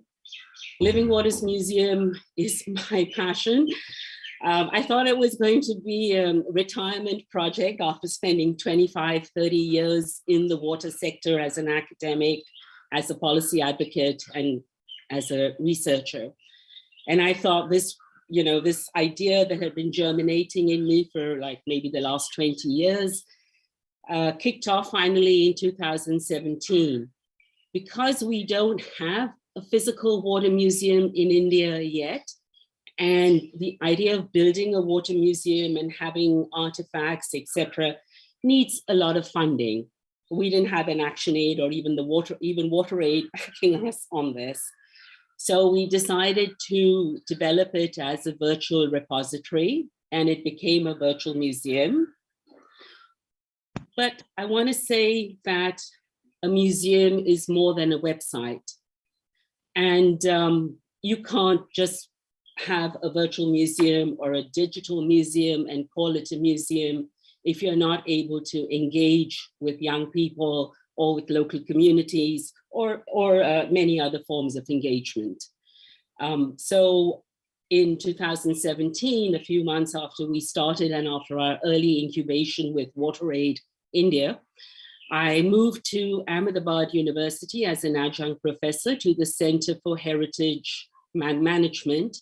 And that was an ideal place to talk about water and heritage, to engage with step wells, with students, with local communities, and also with kids, with children through music, with children who had who were physically and mentally challenged through art, through storytelling. We have never been an NGO. I very clearly never wanted to register us as an institution. So we have been an initiative. For 3 years in Ahmedabad University, we helped develop the foundation studio on water, which was compulsory for all new students joining the university from 2019. And I think that to me is the second thing about museums. One is the engagement and with communities, etc. But the other part of it is building the capacities of young people to understand water from an interdisciplinary and an ethical lens. And that is also the mandate of the global network of water museums. I serve on the board. I have been on the board since we kicked off the global network, and I'm now one of the 3 vice presidents there. Doesn't mean anything, but it's important from a female, from a gender lens to have one at least one female in that executive committee. So education capacity building is something we did at the university. And now that we are with ISER in Pune, which is a premier scientific institution, there are 8 of these Indian institutes of science education and research across India. And Pune is the flagship ISER. It is to the world of science what the IIMs are to management or the IITs to engineering in India. And here at ISER, we are extending the idea of capacity building through a small grant that my colleague, Dr. Chavi Mathur, got for something called Transforming Education for Sustainable Futures. It's a UK-funded initiative to the Indian Institute of Human Settlements in Bangalore. And we've got a sub-grant under that. And we're working on water classrooms, thinking about pedagogy for teaching around water for children in secondary schools. And we're going to be testing and developing that in schools in Pune right now. And then I think we're doing that with the help of our students at ISER. Now, don't forget, these are mainstream science students, and we're getting them to think about water from a different lens. We're also very lucky that we have something called the Science Activity Center on the campus, which through the pandemic ran these amazing online things online sessions every weekend, both in English and Hindi and Marathi, reaching out to some 50,000 students online to talk about really things from magnets to planets to water, etc. So we're also hoping to work with the Science Activity Center on our campus. So the points I made about museums needing to engage, to outreach, to work with youth, to work with young people, to do that mentoring. And the third point for us, which has been really the essence of our work, has been the ability to build partnerships, to build collaborative partnerships. And that, I think we've done that in such a strong way during these 2 years of the lockdown and the pandemic in India. And we started last year, or maybe in 2020 actually, with the Mumbai partnership, which helped us bring together a diversity of people, urban planners, architects, students, researchers, NGOs, and even artists from the Koli community and photographers and Adivasi artists as well, to talk about the story and the journey of Bombay's waters. We even had a Zoroastrian priest on board who talked about the sacred wells. And each of them developed stories. We also had the marine life of Mumbai talk about the kind of aquatic life that we have from our shores right up to the underwater table over there. And I think this diversity of people building this partnership on urban waterscapes, working at a time when we didn't meet anyone, all of this was done on trust. All of this was done on good communication skills, an excellent curatorial team, and just passion. So I'm very happy that we were able to launch Confluence last year on World Water Day. And this notion of urban waterscapes and working on urban water issues, we are now have taken that idea to Pune, where Chavi is again leading the initiative over there. We're working in Jodhpur in Rajasthan with a very well-established museum, the Mehrangarh Museum Trust, which is also part of the whole royal family and the royal heritage and history of Rajasthan, but to help them create a virtual exhibition on their water history from, the ancient geological times when actually the desert was once the ocean over there. And to that effect, we had a workshop in December where, again, across the country, we brought people together physically this time to work with us to develop stories with local communities on water and highlighting individuals, highlighting miniature art and miniature artists, And of course, the music of Rajasthan, which is rich and in the folk music about water. So that is something we're doing in Jodhpur, closer to home, closer to you all in Bangladesh. We're working in Calcutta. We've got a small grant from the US consulate in Calcutta. And my colleague Sukrit Sen is leading a very exciting project on the Sundarbans, bringing together children from schools in the Sundarbans with schools in Calcutta, but also I think our opening event had children from schools in Dhaka, and to talk about climate change and to build a climate wall, both a physical climate wall with mangroves in Sundarbans. Mangroves it's not a new idea, but what we're trying to do, work with communities there, is to choose species that they want, not just what the government says, okay, this is the species you got to grow. So we're doing that. Hopefully we'll be able to rope in the Rotary Club with that initiative as well, and to build a virtual climate wall with the thoughts and ideas and inspiration that children have as future climate leaders, so that maybe we can share this virtual wall more widely.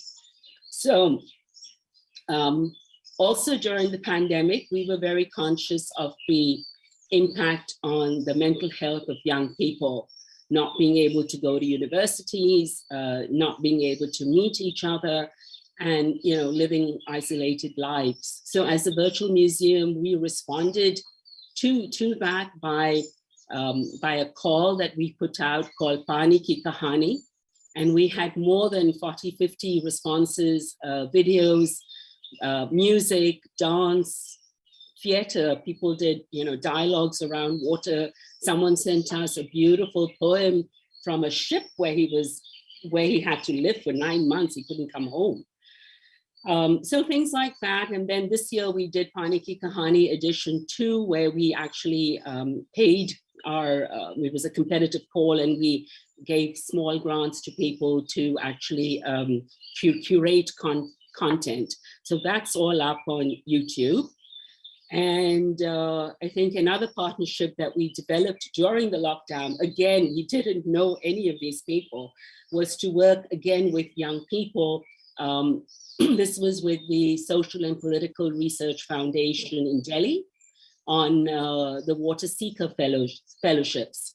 So we had an amazing number of applicants, I think 250 this year, 150 last year, and just for 5 small grants where we mentored young people through this process. And I want to end by summing up actually and saying that, as I said in the beginning, museums, even virtual museums, have to find ways of engaging with communities, have to find ways of engaging with youth, work in partnerships and collaboration built on trust, built on understanding, built on timely communication is critical. And I think for us, as we consolidate our 5 years now, we're also, and I'm very glad that the team is beginning to building ownership for the museum in the grants that they have got as individuals and the work that they're doing and leading. And that to me is really an important part of the journey. So I'm hoping that through the work we're doing on classrooms and the Sundarbans and on other spaces on the ground, we're able to engage more with communities when it is safe to obviously do so. And I think, as Farah said, as Roberto said, the global environment and the global context provided by the global network of water museums has been a tremendous source of peer support for someone like me, because when I started in 2017 in India, no one knew what a virtual museum was, and no one knew what a water museum was. And we have now sparked so many conversations with the Indian government that the Jal Shakti, the Ministry of Water Resources in India, is in the process of developing a large virtual water museum for children, linked to the curriculum that's taught in schools. And I am part of that expert committee for whatever it's worth. We've also had many conversations about physical museums, and including a National Water Museum for India and one on the Ganges, on the Ganga. Unfortunately, when the pandemic came, I think all such ideas for physical buildings and places have taken a back seat. But I'm very happy that we're able to work with academic institutions, because that is really where I see the future for what we're trying to do as water museums. And yeah, it's an idea whose time has come. Universities in the Western world have museums on campuses, or they have art galleries and centers and all. So that is my larger dream, that we have these museums, that they're context specific.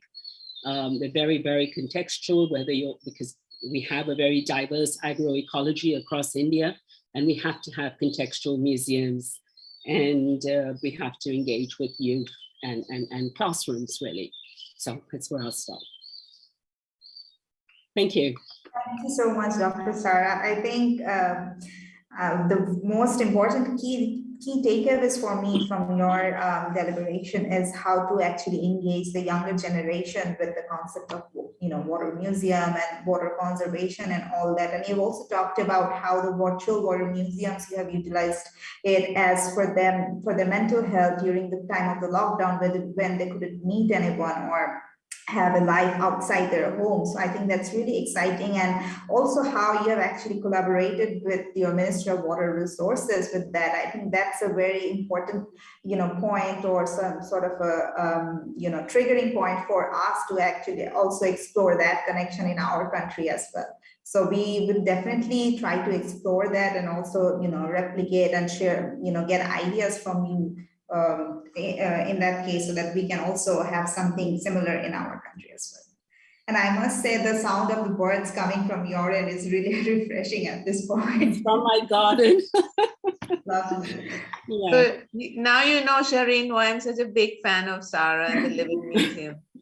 Indeed. Thank you, Farah. Well, I mean, you and Imtiaz were my inspiration when we started, when I started attending things about water museums. You guys were the first in South Asia. So hopefully we'll have more across the country and do more on terms of South Asian.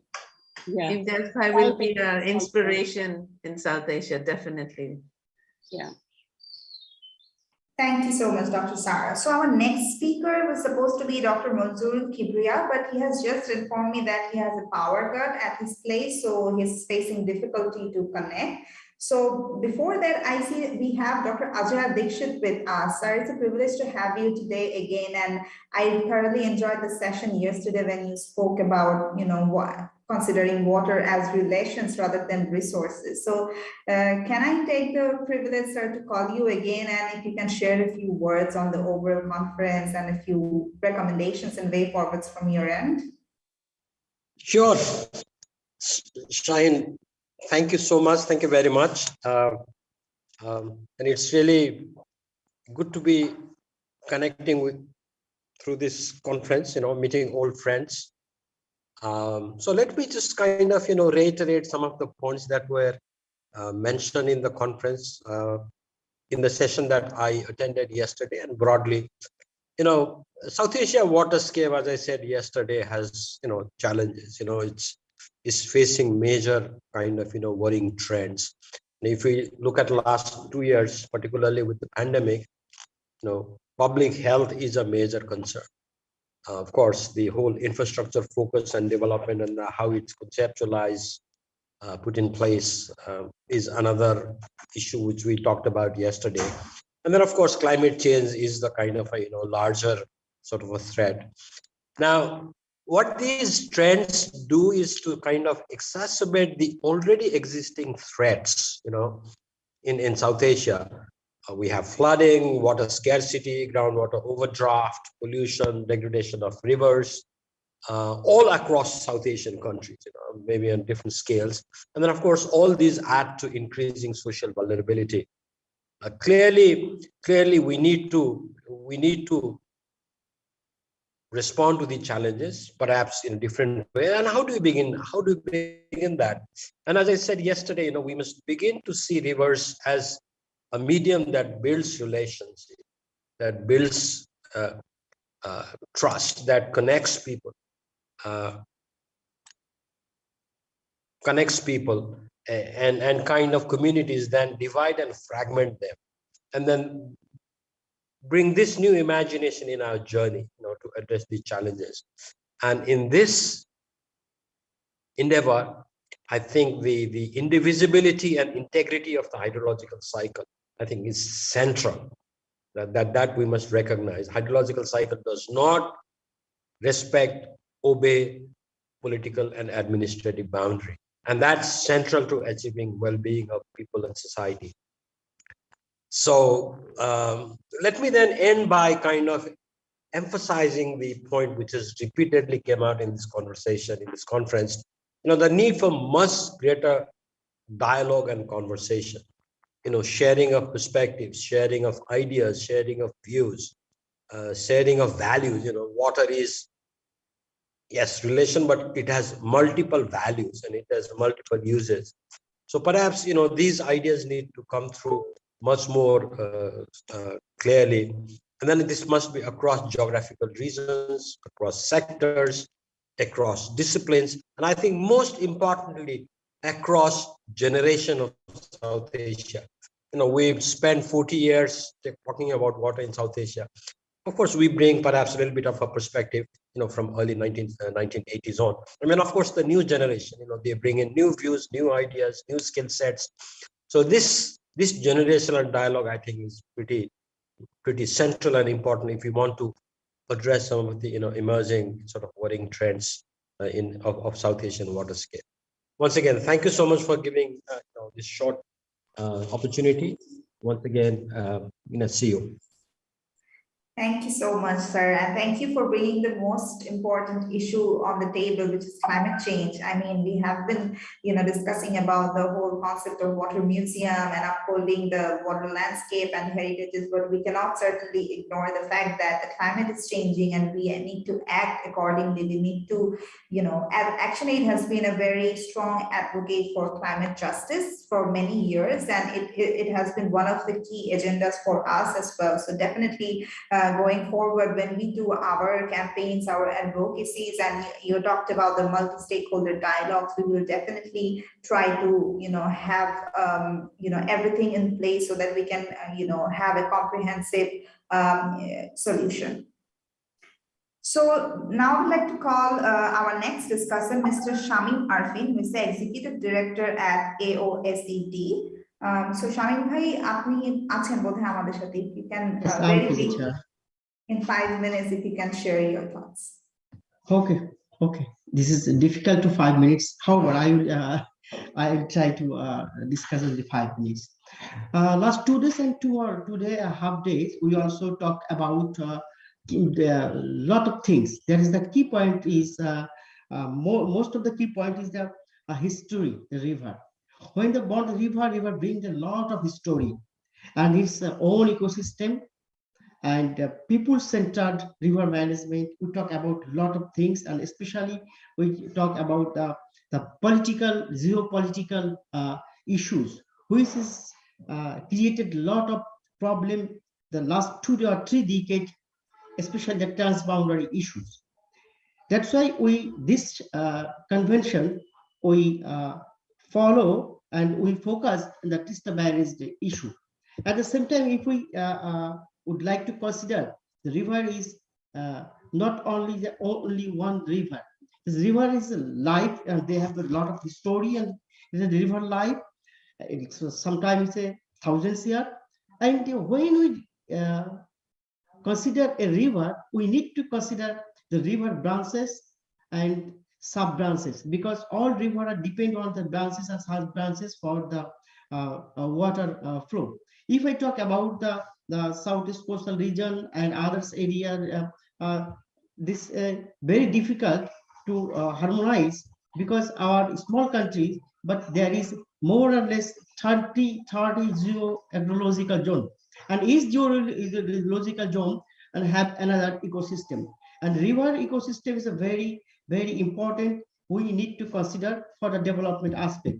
But before that, we have not considered any type of river for the development. at first you said that water resource management is think water is a resource. When water is a resource, then we looking for this value of water, especially not considering eco value. We only consider the value of the water, how to use this water. And unfortunately, in 1978, in the presidential order in Bangladesh, that time we declared through this law or the amendment, all river canals should be used by leasing process for the earn the revenue. Through that time till now, we have day by day, we always disturb the river natural follows and river. That's why the salinity increase in the southeast coastal region. And now we talk about the climate change. Yes, climate change is happening, but most of the case, human intervention, due to human intervention, the river become more vulnerable. We occupy the river legally or illegally, and we use the river. We have not considered the river ecosystem. We have not considered our tidal flood management. That's why the key things area is people-centered and nature-based solution. That was discussed last two days and today morning also. That's why we have another idea in the southeast coastal region, people-centered and people innovation, the tidal river management. The tidal river management is a natural, very natural things. And government also, after the 10 or 12 years, the people also advocate with this technology to use the tidal river management. Unfortunately, the tidal river management is government also adopt the tidal river management, but unfortunately, the tidal river management, the government tidal river management, especially the water development board tidal river management, and people innovative tidal river management is a different thing. That's why we need to consider the local knowledge, because local knowledge is very important for the river restoration and the river conservation also.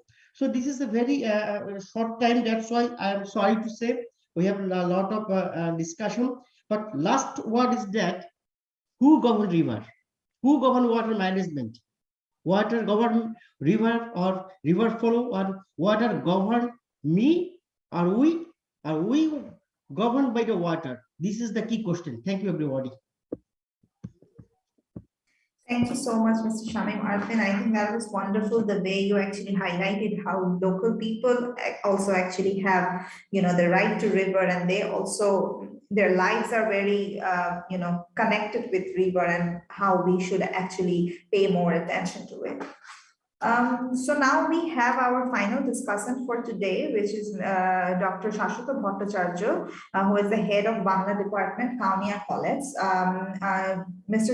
Bhattacharya will actually talk about the river-centric art and culture, and how, particularly for Teesta, we are slowly losing it, and what we can do actually to protect the culture and the arts. Dr. Bhattacharya, আপনি আছেন আমাদের সাথে? হ্যাঁ, আছি, আমি আছি। শুনতে পাচ্ছেন? আমাকে শুনতে পাচ্ছেন তো? 5 minutes, sir, so very brief. Thank you.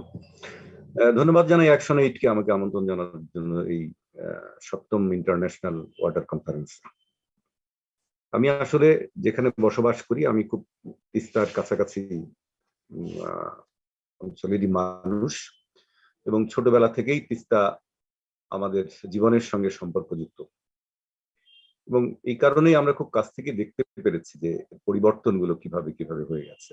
আমাকে যেটা বলতে বলা হয়েছে যে এর কালচারাল যে অবস্থা আজকে, এই পরিবর্তনগুলো, সেই সম্পর্কে খুবই অল্প সময়ের মধ্যে আমি আমার কথা শেষ করে দেবো। আপনারা এতক্ষণ বক্তারা যারা কথা বললেন আর কি, অনেক গুরুত্বপূর্ণ কথা বলেছেন, এবং প্রায় প্রত্যেকের কথার মধ্যেই যে কথাগুলো উঠে এসেছে সেগুলো হচ্ছে যে একটা নদীর সঙ্গে তার ঐতিহ্য, তার সংস্কৃতি, মানুষের সংস্কৃতি ইত্যাদি জড়িত থাকে।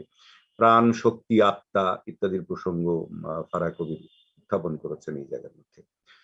তো আমরা জানি যে একটা নদী যদি মরে যায় তাহলে সেই নদীকে কেন্দ্র করে যে জনজীবন, সেই জনজীবনটাও কিন্তু মরে যায়। সৈয়দ ওয়ালিউল্লাহর একটা বিখ্যাত উপন্যাসের প্রসঙ্গ আমরা জানি যে কাঁদো নদী কাঁদো, একটা উপন্যাস। একটা নদী মরে যাওয়ার কারণে একটা জনজীবন মরে গেছে। তো সেই জনজীবন যদি মরে যায়, জনজীবন যদি তার স্বাভাবিক কার্যক্রমের মধ্যে থাকতে না পারে, তাহলে অবশ্যই তার যে হাজার বছরের ঐতিহ্য, হাজার বছরের লালিত সংস্কৃতি বা সাংস্কৃতিক উপাদান, সেগুলো তো নষ্ট হওয়াই স্বাভাবিক। সেটা নষ্ট হওয়াই স্বাভাবিক, এবং সেটা যে নষ্ট হয়েছে সেটা আমরা দেখতে পেরেছি। এবং এর পিছনের কারণ যেগুলো, যে মানুষ যে নদী কেন্দ্রিক তার যে জীবিকা, তার যে শ্রম, সেই শ্রম থেকে সে বিচ্যুত হয়ে যায়, সে জীবিকা থেকে বিচ্যুত হয়ে যায়। আমরা অ্যাকশনএইডেরই একটা 2013-15 সালের দিকের আমরা গবেষণায় দেখেছিলাম, আমি প্রথম আলোতে গবেষণাটি পড়েছি, যে ওই তিস্তা অববাহিকার যে সমস্ত মানুষ, তারা কিভাবে তাদের জীবন জীবিকা বদল করে ফেলেছে এই নদী তার স্বাভাবিক ধারাবাহিকতা নষ্ট হয়ে যাওয়ার জনিত কারণে। তো সেই সব জায়গাতে আমরা দেখেছি যে মানুষজন চলে এসেছে, নগর কেন্দ্রিক হয়ে গেছে বা তার পেশা পাল্টে ফেলেছে। যখন এগুলো হয়ে যায় তখন তার মূল সংস্কৃতিকে সে আর ধরে রাখতে পারে না, এটাই স্বাভাবিক জায়গা। এখন আমি খুবই সংক্ষেপে সেই উপাদানগুলো নষ্ট হয়ে যাওয়ার বিষয়গুলো বলি আর কি। উপাদান, এখন সংস্কৃতি বলতে তো শুধু আসলে গানের জায়গাটি নয়, মানুষের বস্তুগত সংস্কৃতিরও ব্যাপার স্যাপার যেগুলো আছে। যেমন নদীকে কেন্দ্র করে যে জীবিকা, সেখানে যেমন মৎস্য একটি বড় ব্যাপার। মৎস্যজীবীদের জীবনযাত্রা, এই বিষয়টি কিন্তু অনেক অনেক অনেক অনেক বড় ব্যাপার আর কি। তো সেই জায়গাতে আমরা দেখি যে মাছ ধরবার জন্য এই নদীর তীরবর্তী মানুষজন, তারা তাদের মতো করে কতগুলো কি বলবো যে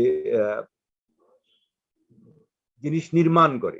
আমি যদি বলি যন্ত্র নির্মাণ করে, সেগুলো তাদের আশপাশের জিনিসপত্র দিয়ে, এই কি বলে, বিশেষ করে বাঁশ দিয়ে যে জিনিসগুলো তৈরি করে, সেগুলো মধ্যেও এক ধরনের নান্দনিক বিষয় আসে। যে আমি একটা নাম বলি, যে পলো, যেটা দিয়ে মাছ ধরা হয়, বা যে জালগুলো দিয়ে মাছ ধরা হয়, এগুলো কিন্তু তারা আশপাশের থেকে তৈরি করে, এবং তার মধ্যে এক ধরনের নান্দনিকতাও কিন্তু তারা সেই জায়গার মধ্যে তৈরি করে। কিন্তু আজকে যখন আমাদের তিস্তার যে মাছ, তিস্তা নদী মরে যাওয়া জনিত কারণে তিস্তা নদীর মাছগুলো কিন্তু ধ্বংস হয়ে গেছে। তিস্তা নদীকে কেন্দ্র করে এই জেলে সম্প্রদায় তাদের জীবিকা নির্বাহ করতে পারছে না। আমরা কুড়িগ্রাম অঞ্চলের বিখ্যাত ভাওয়াইয়া শিল্পী কসিমউদ্দিনের একটি গানের মধ্যে তিস্তা কেন্দ্রিক 100 প্রকারের মাছের নাম আমরা দেখতে পাই। 100 প্রকারের মাছের নাম দিয়ে ওই ভাওয়াইয়া গান, যে মাছগুলো আজকে হারিয়ে গেছে। অর্থাৎ এই যে মাছ হারিয়ে গেল। আমি একটা মাছের নাম খুব করে উল্লেখ করি, যে তিস্তার বৈরালী মাছ। এটি কিন্তু আমার তিস্তা অঞ্চলের সংস্কৃতি বা তিস্তা অঞ্চলের ঐতিহ্যকে ধরতে পারে। তো এইগুলো নষ্ট হয়ে গেছে, এই জিনিসগুলো নষ্ট হয়ে গেছে। পাশাপাশি নষ্ট হয়ে গেছে যে বাথান সংস্কৃতি, চরে বা নদী তীরবর্তী অঞ্চলে মহিষকে রাখার যে বাথান, সেই বাথানগুলোও কিন্তু এখন আর নেই। মহিষ কিন্তু এখন আর দেখা যায় না সেই রকম ভাবে, খুব কম চোখে পড়ে। এবং এই বাথানকে কেন্দ্র করে যে মানুষের জীবন জীবিকা, এবং তাকে কেন্দ্র করে তার যে নির্মিত সংস্কৃতি, ভাবগত সংস্কৃতি, আমি যদি গান ধরি বা নৃত্য ধরি, সেগুলোও কিন্তু নষ্ট হয়ে গেছে। সেগুলোও কিন্তু আজকে আর নেই সেই জায়গাতে। আরেকটা হচ্ছে যে নদীতে যে নৌকা বাইচ, এখন আর সেই নৌকা বাইচ কিন্তু আমরা নদীতে দেখতে পারি না। তিস্তা নদীকে কেন্দ্র করে যে নৌকা বাইচ গুলো, সেই নৌকা বাইচ কিন্তু আর নদীতে একেবারেই আর দেখা যায় না। আরেকটা বিষয়ের কথা উল্লেখ করি আমি, যে এই পালা গান, এই নদী কেন্দ্রিক বা নদীকে ঘিরে অনেক অনেক ধরনের পালা গান, গবেষকরা বলছে যে প্রায় 45 প্রকারের পালা গান এই তিস্তা তীরবর্তী অঞ্চলের মানুষের, অথবা তিস্তার যে শাখা নদী উপনদী আছে, এই অঞ্চলের যে মানুষের জীবনযাত্রা, জীবিকা কেন্দ্রিক যে পালা গান বা পালা নাট্য বা লোকনাট্য, এগুলো কিন্তু গবেষকরা বলছেন যে 45 প্রকারের। আজকে 1-2 প্রকারের হয়তো দেখা যেতে পারে, কিন্তু তাও সেগুলো কোন রকম করে টিকে রয়েছে। কোনো রকম করে টিকে রয়েছে, বা যারা এগুলো চর্চা করে তারা তাদের জীবন জীবিকাকে সেইভাবে আসলে চালাতে পারছে না। এই কারণে তারা নানাভাবে নানা জায়গার মধ্যে চলে যাচ্ছে। আরো কতগুলো জিনিস আছে মানুষের, যেমন সংস্কার বা যেমন তিস্তা বুড়ির পূজা হতো, বা মেচেন বুড়ি, এই তিস্তাকে কেন্দ্র করে এই জিনিসগুলোকে, তাদের পূজা তাকে কেন্দ্র করে তার গান নাচ, এই জিনিসগুলো কিন্তু একটা সময় এখানে হতো, কিন্তু এখন আর সেই জিনিসগুলো নেই। আরেকটা বড় যে ব্যাপারটি সেটি হচ্ছে যে আমাদের এই অঞ্চলের উত্তর অঞ্চলের যে ভাওয়াইয়া গান, যেটি আসলে এই তিস্তা নদীর সঙ্গে যেটি প্রবাহিত হয়ে আমাদের এই সমতলে এসেছে, তরাই অঞ্চল, ভাবর অঞ্চল, এগুলো অঞ্চল থেকে প্রবাহিত হয়ে হয়ে আমাদের এই সমতলে এসে পড়েছে। সেই গানেরও কিন্তু আজকে মানে মূল যে জায়গা, ঐতিহ্যের জায়গা, সেই ঐতিহ্যের জায়গাটি কিন্তু ধ্বংস হয়ে গেছে। তার কারণটি এটাই যে তিস্তাকে কেন্দ্র করে যে জীবন জীবিকা, সেই জীবন জীবিকা কিন্তু সেইভাবে আসলে আর পরিচালিত হচ্ছে না। মানুষ নানাভাবে নানা দিকে ছত্রখান হয়ে যাচ্ছে। আমি একটা ভাওয়াইয়া গানের একটু কথা একটু উল্লেখ করি এই জায়গাতে। এখানে বলছে যে আজি কোন বা দোষে বৈরি হলুরে তিস্তা, আজি কোন বা দোষে বৈরি হলুরে তিস্তা নদী, সর্বহারা হয়া এলা মুই বেরাং কান্দিরে। মানে তিস্তা নদী তুমি আজকে কোন কারণে শত্রু হয়ে গেলে, আমি তো সর্বহারা হয়ে গেলাম। তুমি আজকে আমার শত্রু হয়ে যাচ্ছ, তোমার কারণে কিন্তু আমি আজকে সর্বহারা হয়ে গেছে। এটা আজকের মানুষ কিন্তু এইরকম ভাবে তিস্তা নদীকে দেখছে, বা এই তিস্তা নদীকে নিয়ে গান কিন্তু বাঁধছে আর কি। ধরেন যে আগে ওমর সাধু হে, অল্প বয়সে সাধু বাণিজ্যে যান, তিস্তা নদীর সাধু ভরা বান রে, সাধু দেওয়া দেখিয়া ছাড়েন উজান নাও রে। এটা হলো সেই মানে একেবারে ভরন্ত তিস্তা, যখন তিস্তা তার প্রাণ মাধুর্যে যখন চঞ্চল উন্মত্ত, সেই তিস্তার সেই সময়কার, প্রকৃত তিস্তার সময়কার গান। কিন্তু তারপরে দেখবেন ও কি নদীরে তিস্তা নদী, কোন বা দোষে তুই হনু হনু ভাঙনু নদী রে, মানে ভাঙনের নদী তুমি হয়ে গেলা, মোর সুখের বাড়ি দে করেছে দুঃখ মোর নদী, ঝাপয় দুঃখ তুই না বুঝিস, হিরিম হারাম করি পার ভাঙিস রে। এই যে তিস্তা নদীর যে স্বাভাবিক গতি চলন ছিল, গতি প্রকৃতি ছিল, আজকে সেগুলো কিন্তু নষ্ট হওয়া জনিত কারণে এরকম একটা বৈরী পরিবেশ তৈরি হয়েছে। একটা উদাহরণ দেব। আমাদের রবীন্দ্রনাথ মিশ্র এই অঞ্চলের বিখ্যাত ভাওয়াইয়া শিল্পী, তার এই গানের মধ্যে এত বেশি ইমোশন, এই গানের মধ্যে এটি আমি বলে আমি শেষ করছি। তিস্তা নদীর পারে রে কন্যা, পন্থ বাইয়া যাও, তোগ দেখিয়া বালু চরে রে মোর, ঠেকিয়া গেইছে নাও রে কন্যা, ধীরাও ধীরাও। আজকে বালু চরে তিস্তা নদী ভরে গেছে। যে প্রেমিক প্রেমিকাকে বলছে যে আমার নৌকা বালুচরে ঠেকে গেছে, আমি তোমার কাছে যেতে পারছি না, এটি প্রকৃত চিত্র আজকে এই জায়গাতে, এটি প্রকৃত চিত্র। তো এই নদী মরে যাওয়ার কারণে একটি অঞ্চলের সংস্কৃতি, হাজার বছরের ঐতিহ্য ধ্বংস হয়ে যায়, বিনষ্ট হয়ে যায়। তো ধন্যবাদ অ্যাকশনেডকে আবারও আমাকে এখানে কথা বলতে দেওয়ার জন্য। অনেক ধন্যবাদ শাশ্বত দাদা, এবং খুবই ভালো লাগছিল আপনি যে গানগুলির কথা বলছিলেন। তো আমি একটু সবার জন্য একটু আপনার যেগুলো বলেছেন সেটাকে একটু ইংলিশে সামারাইজ করে দেই। So Dr. Bhattacharya was talking about the river-centric art and culture that we, particularly on Teesta river-centric art and culture that we have started losing. He was recalling the local songs that we call the Bhavaiya songs, how the lyrics of the songs used to be so people-centric, the cultures, and relating to the interpersonal relationships as well. But now these are no longer prevailing. He was also talking about the river-centric livelihoods, particularly the fishermen, like how they used to catch fish. He particularly mentioned about one type of fish which is called boirali, which is a very popular fish in that region, and how we are slowly losing it, and the local people people are actually, telling that the very less amount that we are now getting, that doesn't taste like it used to be. In fact, we also had the chance to visit Teesta and the areas before organizing the conference, and we also had the chance to actually taste that fish. Although I had that for the first time, so I couldn't realize the change, but the local people were actually telling that it doesn't taste the same anymore. And also the equipment that the fishermen used to use, there was a certain touch of creativity in it. But now that they can't, go for fishing, that regularly, they are facing difficulties to actually, collect that equipment and use it. So there is a very, interesting and at the same time, I would say, depressing discussion on how the river-centric cultures and arts are getting lost. So we definitely need to have dialogues and discussions on how we should actually uphold and, preserve these cultures. So before I hand it over to our chair, I would like to call Ms. Maria Akhtar, who works with us at Actionaid Bangladesh, to actually show a very short presentation on how children actually think of river, like how they perceive river, and they have tried to portray these through arts and photographs. So Maria, if you're with us, please, you have the floor.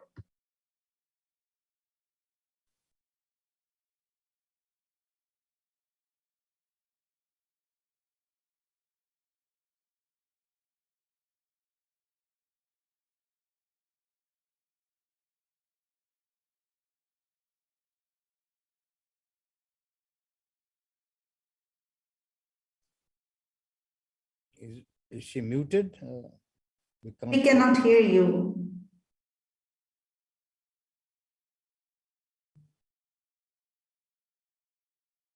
Mariappa, are you with us? We cannot hear you.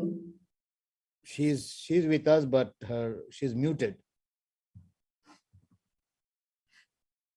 You're still muted, Maria.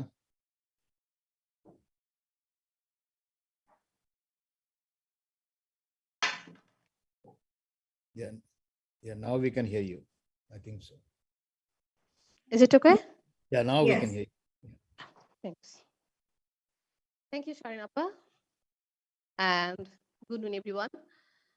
Hope you all are enjoyed our discussion, the whole 3 days conference. And this particular session, I hope will give a little different vibe, as this is the artwork which is drawn our little children on river. I'm going to present this presentation in Bangla. I hope the non-Bengali speaker are present here will face no difficulties, as the presentation itself is self-explanatory and the caption are written in Bangla, in English. So I'm going to share my slide.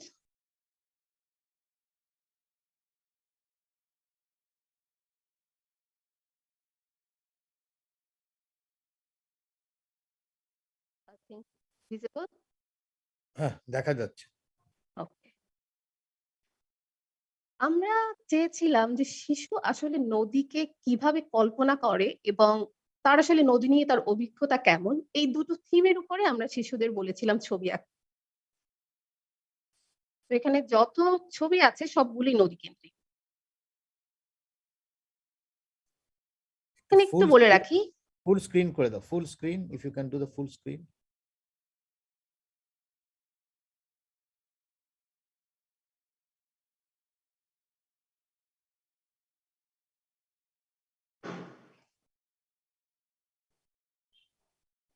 Right.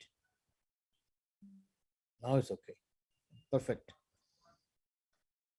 এখানে যে ছবিগুলো আছে এই ছবিগুলো এসেছে ঘোড়াঘাট দিনাজপুরের শিশুরা। এখানে বলা ভালো, অ্যাকশনএইড বাংলাদেশের একটি ওয়ার্কিং এরিয়া হচ্ছে এই ঘোড়াঘাট। এখানে কেন্দ্রীয় কৃষক মৈত্রী নামে একটি নেটওয়ার্কের সাথে অ্যাকশনএইড কাজ করছে।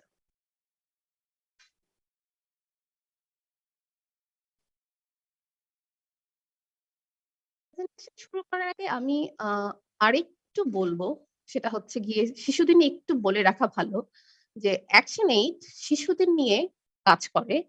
শিশুদের জীবনযাত্রার মান উন্নয়ন, তাদের নিরাপত্তা ও সুরক্ষা নিশ্চিত করতে বাংলাদেশের বিভিন্ন অঞ্চলে অ্যাকশনএইড নানামুখী উন্নয়নমূলক কার্যক্রম পরিচালনা করছে। বর্তমানে প্রায় 20,000-এরও বেশি শিশুদের উন্নয়নের জন্য সরাসরি কাজ করছে অ্যাকশনএইড বাংলাদেশ। এখানে আরেকটা কথা বলা একটু উল্লেখযোগ্য, সেটা হচ্ছে যে অ্যাকশনএইড বিশ্বাস করে যে শিশুর উন্নয়নের জন্য নারী এবং তার কমিউনিটি অতি গুরুত্বপূর্ণ ভূমিকা রাখে। আর তাই নারীরা যেন তার কমিউনিটিতে সক্ষম এবং স্বনির্ভর হয়ে শিশুর উন্নয়নে ভূমিকা রাখতে পারে, সেজন্য কাজ করছে অ্যাকশনএইড বাংলাদেশ। আমি আর কথা না বাড়িয়ে আমাদের প্রেজেন্টেশনটা শুরু করছি। আমাদের প্রথম ছবিটি এঁকেছে আমাদের বন্ধু শান্তনা, সে ক্লাস 10-এ পড়ে। সে আঁকতে চেয়েছে একটা সুন্দর নদীর তীরের একটা সুখী গ্রাম, যেখানে নদীটা বয়ে চলছে, নদীর দুই ধারে গ্রাম, সুন্দর ফুল ফুটে আছে, গরু দিয়ে নদী পার হচ্ছে, মাছ ধরছে।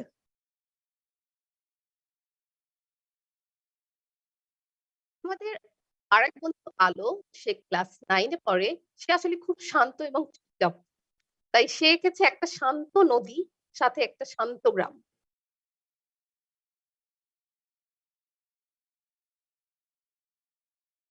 গ্রাম বাংলার মানুষ খাবার পানির জন্য টিউবওয়েলের পানি বা ফিল্টার ওয়াটার অনেকেই এখন ইউজ করছে, কিন্তু তারপরও রান্নার কাজে এখনো নদী বা খালের পানি বা পুকুরের পানির ব্যবহার গ্রাম বাংলায় রয়ে গেছে।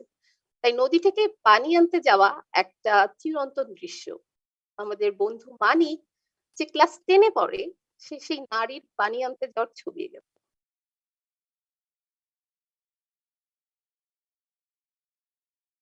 বন্ধু শান্ত 10ম শ্রেণীর স্টুডেন্ট, সে নদীর তীরের আসলে লাইফ এবং লাইভলিহুড কেমন হয় সেই দৃশ্য এঁকেছে। কেউ মাছ ধরছে, নৌকো করে পারাপার হচ্ছে, কেউ পানি আছে, কৃষক আবার ফসলে কাজ করছে, সুন্দর ফুল ফুটে আছে, কেউ আবার রান্না করছে নদীতে। সবকিছু মিলেই গ্রামীণ জীবন।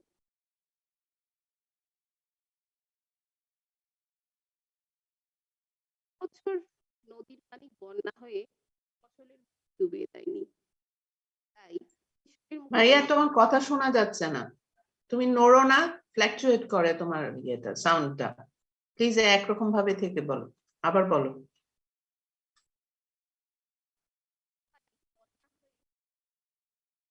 এখন তুমি মিউট হয়ে গেছো, এখন একেবারেই শোনা যাচ্ছে না। না, আমার মিউট হয়ে গেছে। মাইক্রোফোনে কোনো ঝামেলা হয়েছে। করে নেই। Is it okay, আপা? হ্যাঁ, এখন ওকে। এবছর নদীতে বন্যা হয়নি, তাই কৃষক, তার মুখে রয়েছে অনাবিল হাসি, তার ফসল খুব ভালো হয়েছে। এই ছবিটি এঁকেছে আমাদের বন্ধু ঋতু, যে ক্লাস 10-এ পড়ে।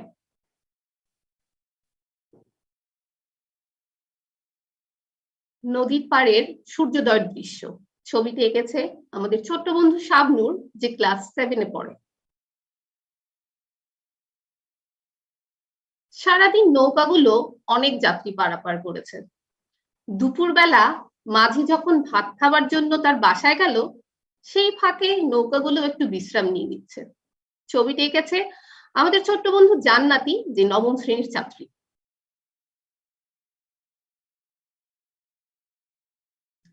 একটা সুন্দর নদী যে বয়ে চলছে, যার পাশে আছে একটা ছোট্ট গ্রাম, সুন্দর সুন্দর গাছ। ছবিটি এঁকেছে ছোট্ট বন্ধু ঋতু, সেই ক্লাস 10-এ পড়ে। নদী কি সবসময় আসলে এত শান্ত? আসলে না। এই বিভাজনটা বা এই কম্পেয়ারটাই দেখিয়েছে আমাদের বন্ধু রূপামণি, যে ক্লাস 8-এ পড়ে, যে নদী আসলে সবসময় শান্ত থাকে না। শান্ত নদী কখনো অশান্ত হয়ে সবকিছু ভেঙে খান খান করে দেয়।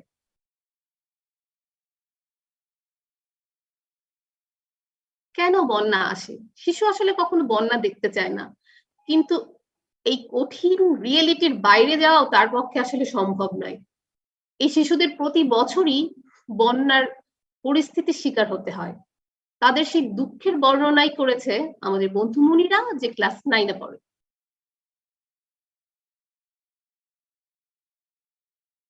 শিশুরা আসলে নির্মল, তার চিন্তা ভাবনাগুলো সেরকম নির্মল শান্ত। শিশু আসলে কখনো চায় না নদী ভাঙন হোক, বন্যা হোক, নদী নিয়ে আসলে সে সবসময় একটা সুখী স্মৃতির মধ্যে থাকতে চায়। তাই আসুন শিশুদের এই চাওয়াকে মর্যাদা দিতে নদীগুলো মরে যাওয়ার আগেই নদী রক্ষার কাজে নেমে পড়ি। It's time to care before the river is rare. Thank you.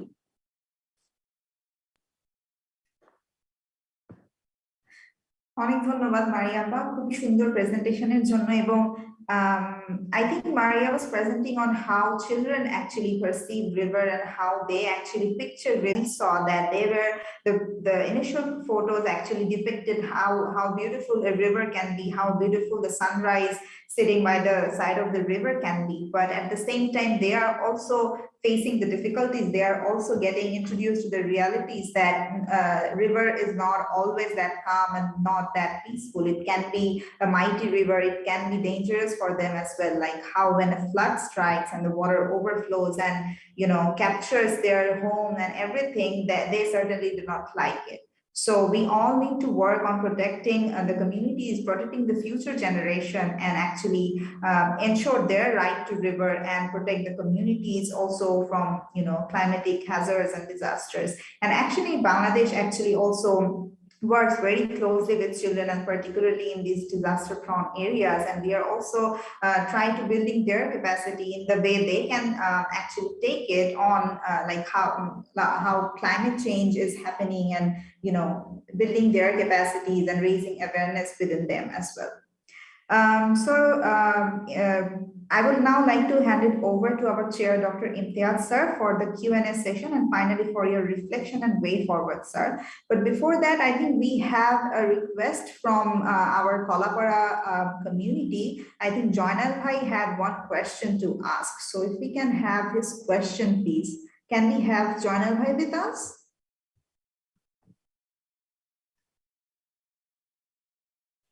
Or do we have a question from him? Muted মনে হয়,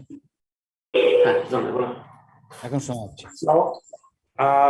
সপ্তম আন্তর্জাতিক নদী সম্মেলনে পানি জাদুঘর ও নদী সুরক্ষা কমিটি এবং কলাপাড়া উপজেলার জনগণের পক্ষ থেকে অ্যাকশনএইড বাংলাদেশকে শুভেচ্ছা অভিনন্দন জানাচ্ছি।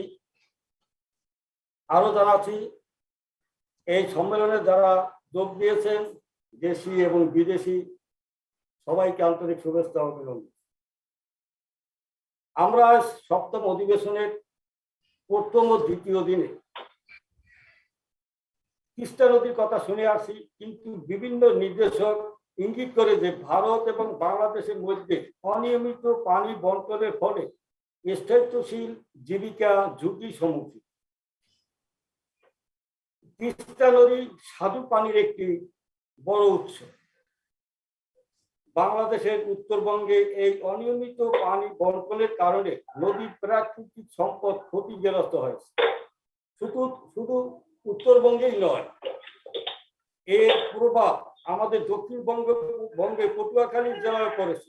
কারণ উত্তরবঙ্গে থেকে আসা মিষ্টি পানি আমাদের দক্ষিণবঙ্গে রামনাবাদ নদী পর্যন্ত এই মিষ্টি পানি আসতো। এই অঞ্চলে কৃষক এরা এই পানি দিয়ে বড় চাষ করতে এবং নানা ধরনের কৃষি ফলাত।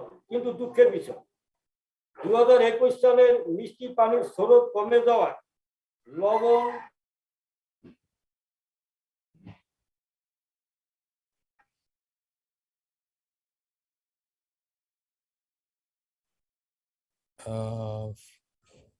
I think we have lost him. এবং লবণাক্ত পানি পটুয়াখালী জেলা ছেড়ে বরিশালে বহু ক্ষতি হয়েছে।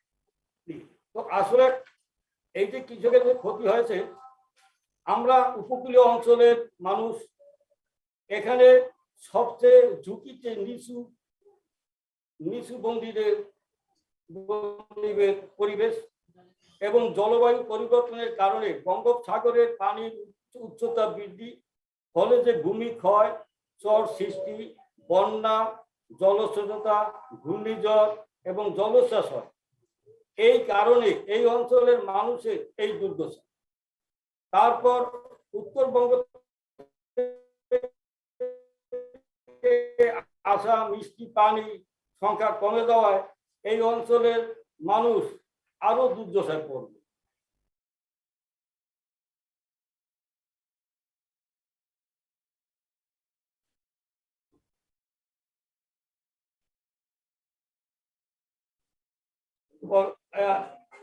সর্বোপরি সুফি নদী এবং পরিবেশ গড়ে উঠেছে আদিকাল থেকে।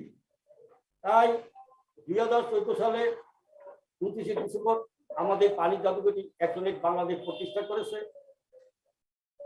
তো আমরা নদী সুরক্ষা কমিটি নদী যখন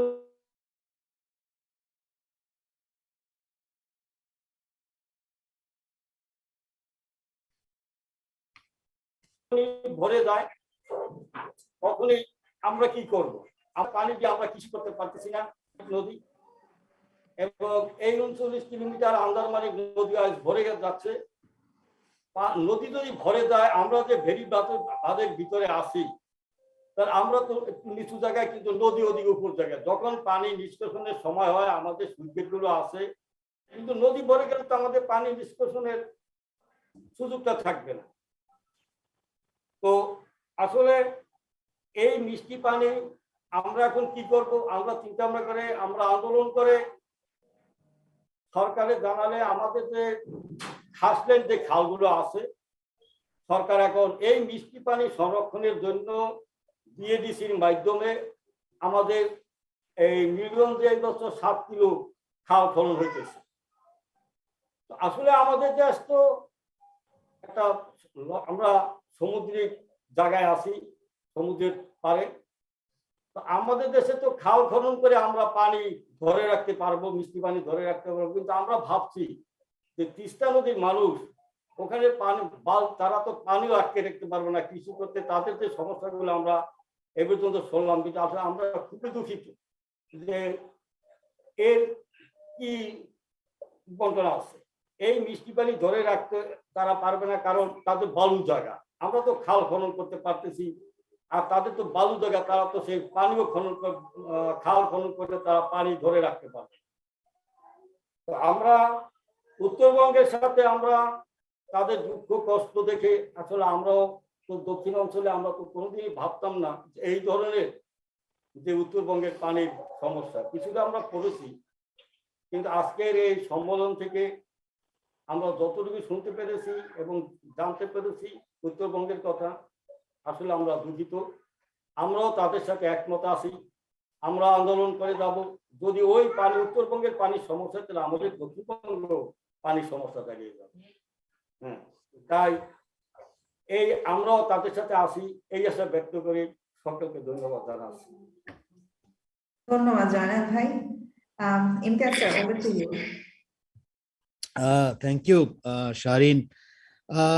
Well, it's a Q&A session. We still have a few minutes. If there's any question to raise, any point, please go ahead. You can raise your hand.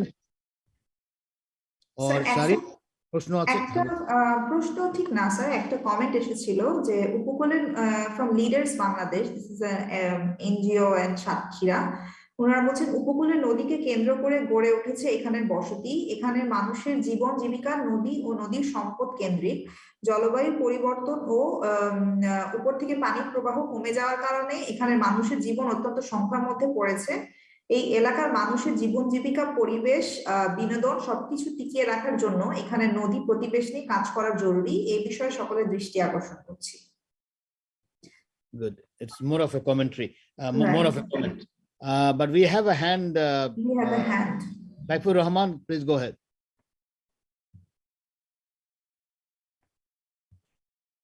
Unmute yourself, Saifur. Saifur ke unmute korte hobe, organizers. Right. Okay, go ahead. Good afternoon, sir. Thank you very much for the floor. I think that most of the speaker since last day, we have discussed about the adaptation our life and livelihoods and the market linkage of the local community. My question to you and the panel is that, do we have the mindset that every year a lot of people will go under the water through the floods, and this is why we are not resolving the issue of Teesta? And another question is that the government, is there any joint initiative with the common people of that area to make a force to the force into this problem that is not resolving for a couple of years? So that's my simple question. Thank you, sir. Lovely. Nirmal. We also have Nirmal, USS Nirmal.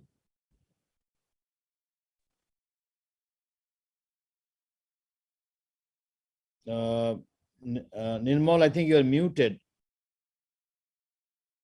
Okay, no, maybe I missed it. Kurigram, Fulbari, থেকেও আমরা কিছু বলতে চাই. Yes, Nirmal, please go ahead.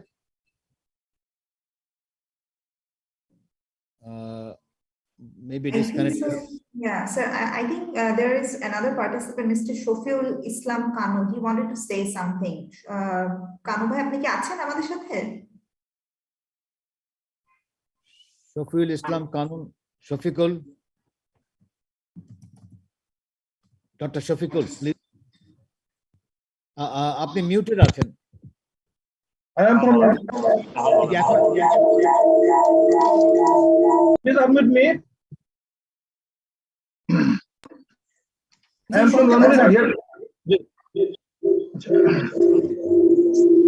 I am telling something about the 7th International Water Conference. I have only 3 proposals. There have been several discussions at the national and international level, research and publications at least 30 years to resolve the Teesta issue, but result is zero. Regarding these issues, our proposals are at least in South Asia, the Bangladesh government should sign the UN law of non-navigation uses of international water courses, which will be give a way to solve the problem of water flow of all the other rivers, including Teesta. As many families are being affected by the problem of Teesta water management, whatever the cause of their loss or doesn't matter, our government should ensure the compensations of the affected people. We request all of you to involve the maximum number of women and men in all discussions on the solution of the river Teesta, and to arrange discussion on the bank of the river Teesta to learn from you. Thanks all. I am SM Shafiqul Islam. I was the guerrilla leader at the Liberation War 1971. Thanks all. Thank you. Thank you very much. Nirmal.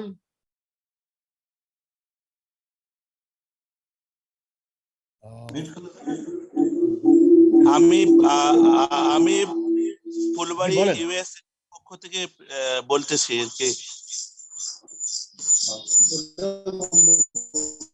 যে বলেন। আমাদের তো আসলে আজকের যে session, এই সেশনে আমি সবাইকে ধন্যবাদ জানাচ্ছি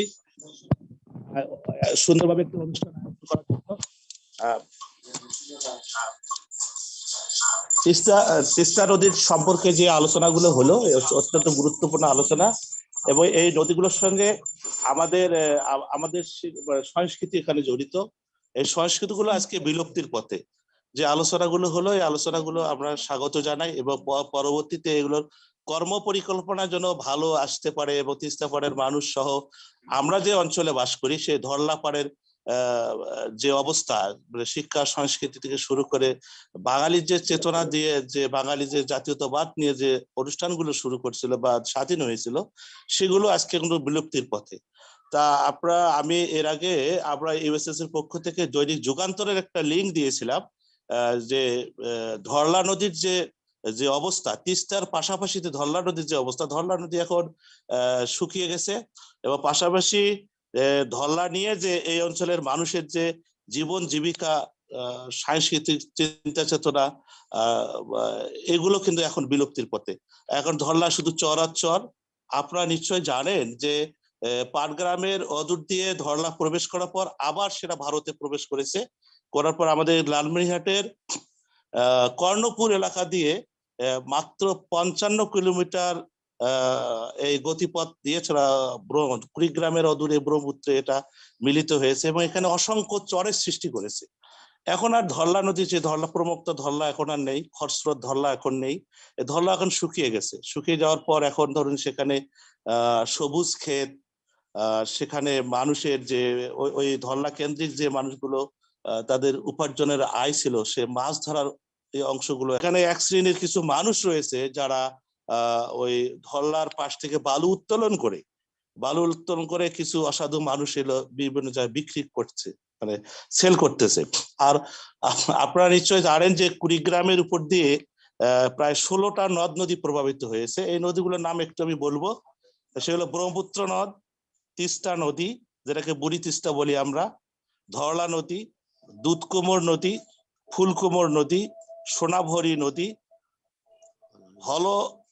হলদিয়া নদী, নীলকমল নদী, গঙ্গাধর নদী, শিয়ালদহ নদী, ঝিঞ্জিরাম নদী, বোয়ালমারী নদী, সংকোচ নদী, ধরণী নদী, কালজানি নদী, জালসিরা নদী। এই নদীর মধ্যে আপনার ধরলা নদীর যে অবস্থা, ধরলা এই নদীগুলো সবগুলো ভারত থেকে প্রবাহিত। এই নদীগুলো প্রায় নদীগুলো মরে গেছে। তো সেখানে আমরা যদি কোনো কর্ম পরিকল্পনা ভবিষ্যতে করতে পারি, তাহলে আমার মনে হয় যে এখানকার যে সংস্কৃতি এগুলো কিছুটা হলেও ফিরে আসবে এবং মানুষের জীবনযাত্রার যে অবস্থান, এই অবস্থানগুলো আবার নতুন করে জাগিয়ে উঠবে। এটাই আমি মনে করি। সবাইকে ধন্যবাদ। আসসালামু আলাইকুম। ধন্যবাদ আপনাকে। I think that was enough. I don't think we have any more. No, thank you. এবং আমি সবগুলো উত্তর দিতে চাচ্ছি না, বাট নির্মল সাহেবকে বলবো যে হ্যাঁ, এই নিয়ে অ্যাকশনএইড হয়তো আরো চিন্তা করবে যে কিভাবে আপনাদের ওই এলাকায় কিভাবে আলোচনা আরো জোরদার করা যায়। Let me come back to one or two questions that were raised, one by Mr. Saifur. I guess not too many interactions with the local people at this stage, but good that you have flagged that. Hopefully, those who are the stakeholders will take your point and make an effort to somehow, in some form, at least allow the local people to get involved in some of the ideas that are floating around. I see merit in the question that was raised on signing of the UN law of non-navigation and the issue of compensation. But these are some of the things I think government officials would be more, more relevant when responding. Now, we had a good, good conference in last 3 days, and I don't want to take much of your time. We have already crossed the limit. We were supposed to finish at 12:50. It's now 1:03. What I will do is just flag 4 things which probably will not give us a summary, because Farah has already given a summary of what some of the discussions that took place. But 4 things where we can put our attention. One is a very, a quick one, and this is more to do with ActionAid, is that a report should come out as quickly as possible on this conference. And it should not, go more than 2 weeks or 3 weeks, because sometimes the report comes so late, then people forget. So quicker the report comes, if it can be done. It doesn't have to be 100 pages. The best, I would say, because if you want the government officials to read it, best would be to have it in 10 to 12 pages, a report, highlighting at the end, particularly some of the recommendations that have come up, which has already been flagged. So one is quick report and a targeted dissemination of the report. That is also important. And then, of course, year after, one can think where to take this report. Of course, you can have different seminars at the local level and also at the international level on the report itself. But a year from now, one can get into that report and see what has, what achievements or what progress has been done. You can repeat, one Teesta conference is not going to resolve the issue. If need be, I think even a second round next year, and if it is in person, that can make a difference. As the last speaker, the remark that came from Mr. Nirmal that almost 25 rivers are dying. I think it's important to have an international conference right at that particular area where things are really bad. And if an international participants can have an in-person conference, that will definitely make a difference. As they say, seeing is believing. Unless you see, you really don't feel the pain of the local people. Number two, this is something that we discussed last 2 days. The point that I was raising about geopolitics and my take on that was purely from IR position, and also the very common perception that we have now is that when we say that something has become geopolitical, immediately we think of conflict. So when people have started raising the issue of Teesta and India and China, immediately the issue is, oh, this has become a geopolitical issue, meaning that there is now a conflict, a bigger conflict. We hear the same thing when we talk about Rohingya issue. A lot of scholars and particularly the media, I've read repeatedly that Myanmar is Rohingya issue is a geopolitical issue. It cannot be resolved so easily, etc. But my take on that, and this is something that I wanted to flag, is one can talk about geopolitics of conflict, but also one can have a geopolitics of cooperation. And geopolitics a win-win situation. And that's precisely the reason I was raising the flag that has geopolitics become a geopolitical issue. In the traditional sense of conflict, my answer would be no. I think there's room for cooperation, room for win-win situation. And one always has to look for a win-win situation if you want to resolve the problem. You can never resolve it in a zero-sum game manner that I will win, you will not. And you have to have a human perspective and a nature perspective. And this has been flagged by several scholars. My good friend Rohan flagged it, Osho Swine, sitting down in Japan, and also one in Sweden, and also from Nepal, Ajay Dixit has flagged it, that a nature perspective. I think the time has come to a position where an engineering perspective will not make a difference. Although we did hear from Professor Anu Nishat on the first day that engineering also has changed remarkably. And I think that's a good sign where I think the people can have some hope that there can be some collaboration beyond disciplines. And I always use the word post-discipline, that we have to go beyond disciplines. It's not multidisciplines, because even in multidisciplines, you remain within your own discipline, and it doesn't really solve the problem. So you have to go beyond disciplines. And I think there's merit in what Professor Anu Nishat was trying to say, that engineering 20 years back and engineering now is different. And I think there lies our hope.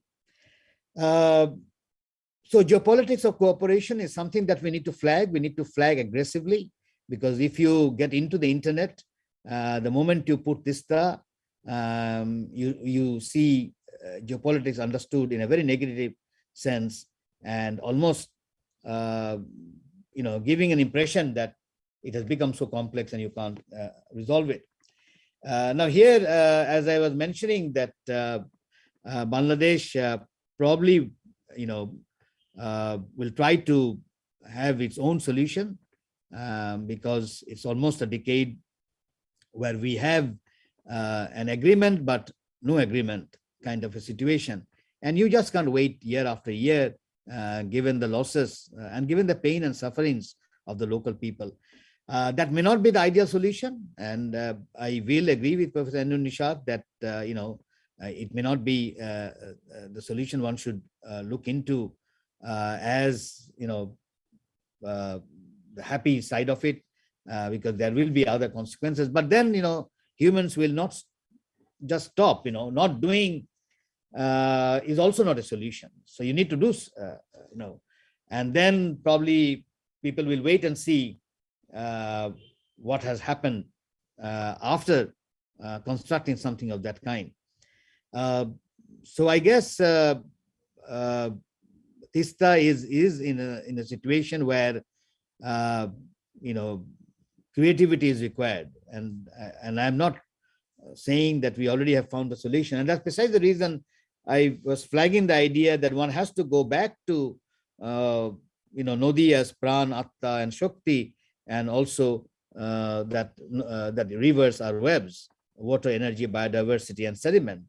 That probably will allow things to come to a point where we can see a solution. But when you have X number of dams being built, and this is the third point that I want to flag, is the mindset.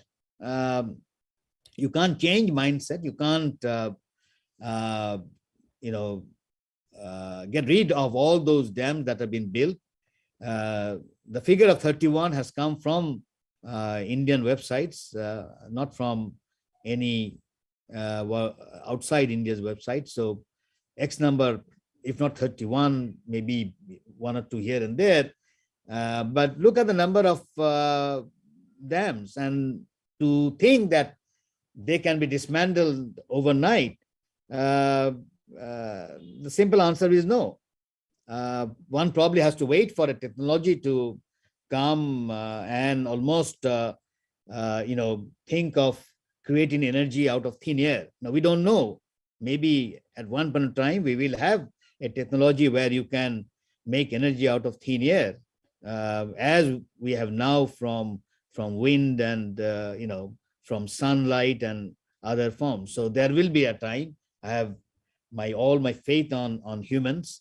But that's not going to happen tomorrow. So what will people do tomorrow? That's the point, or even today. And there, I guess storage of water is one easiest solution, at least up until now, till the mindset changes on the other side of the border, till the mindset of a lot of people who are involved in building those dams. And as I said, it's not going to happen overnight. So here, I guess museums have a role to play in changing the mindset. And I remember reading from Manu, Laws of Manu, where Manu very, very clearly, and this is 3rd century BC we are talking about. Way back in 3rd century BC, he pointed out, and I'm quoting from him, this is what Laws of Manu points out, and this is something that Kalyan Rudro, hydrologist Kalyan Rudro, flagged it in one of his publications. Anyone, and I'm quoting Manu, well, quoting Rudro, or rather quoting Manu, anyone who diverts streams or who amuses himself by damming them up to be strenuously excluded. This was way back in 3rd century BC. So, I think it's important to look at this, look at some of the things civilizationally, and why there was this, a clear kind of a statement saying that dams or diverting streams ought not to be encouraged and they ought to be excluded, which Ballan Rudra goes on flagging, and I think this is very, very important. Now, coming back to changing the mindset, I think water museum is something that will make a difference in the future. And I take Alberto's point, and this is something Actionaid also can think about, of whether we can have a Teesta water museum. I think that will make a difference. Some of the fisheries that we have heard are no more there, ought to be brought to that museum. Some of the cultural lives that some of the speaker talked about in the Teesta should be kept in that museum. So I guess, Teesta Water Museum is something that we can, think very quickly and have at least some people get, if they can get engaged, probably we can have it by next year, if possible. The painting that we saw today of the children, two paintings caught my attention. One was Shantano's painting, where you must have seen that the cow crossing the river, the cart crossing the river, it almost tells you that it's a dry river, and a fisherman literally catching fish standing on the right in the middle of the river. I think there's a sense of humor in that particular painting. Rupa's painting also caught my attention, where two sides. You have a destructive side, and you have more blessed side of rivers. All these paintings should be brought into the virtual water museum that Actionaid already has, in line with the water museum that they have in Patuakhali. So it will be interesting to get all these paintings and encourage different schools from time to time to contribute to that water painting museum. I don't know, this will be an interesting version, and virtually you can keep it. I don't think it should be a problem. And I would emphasize on the virtual, at least at this stage,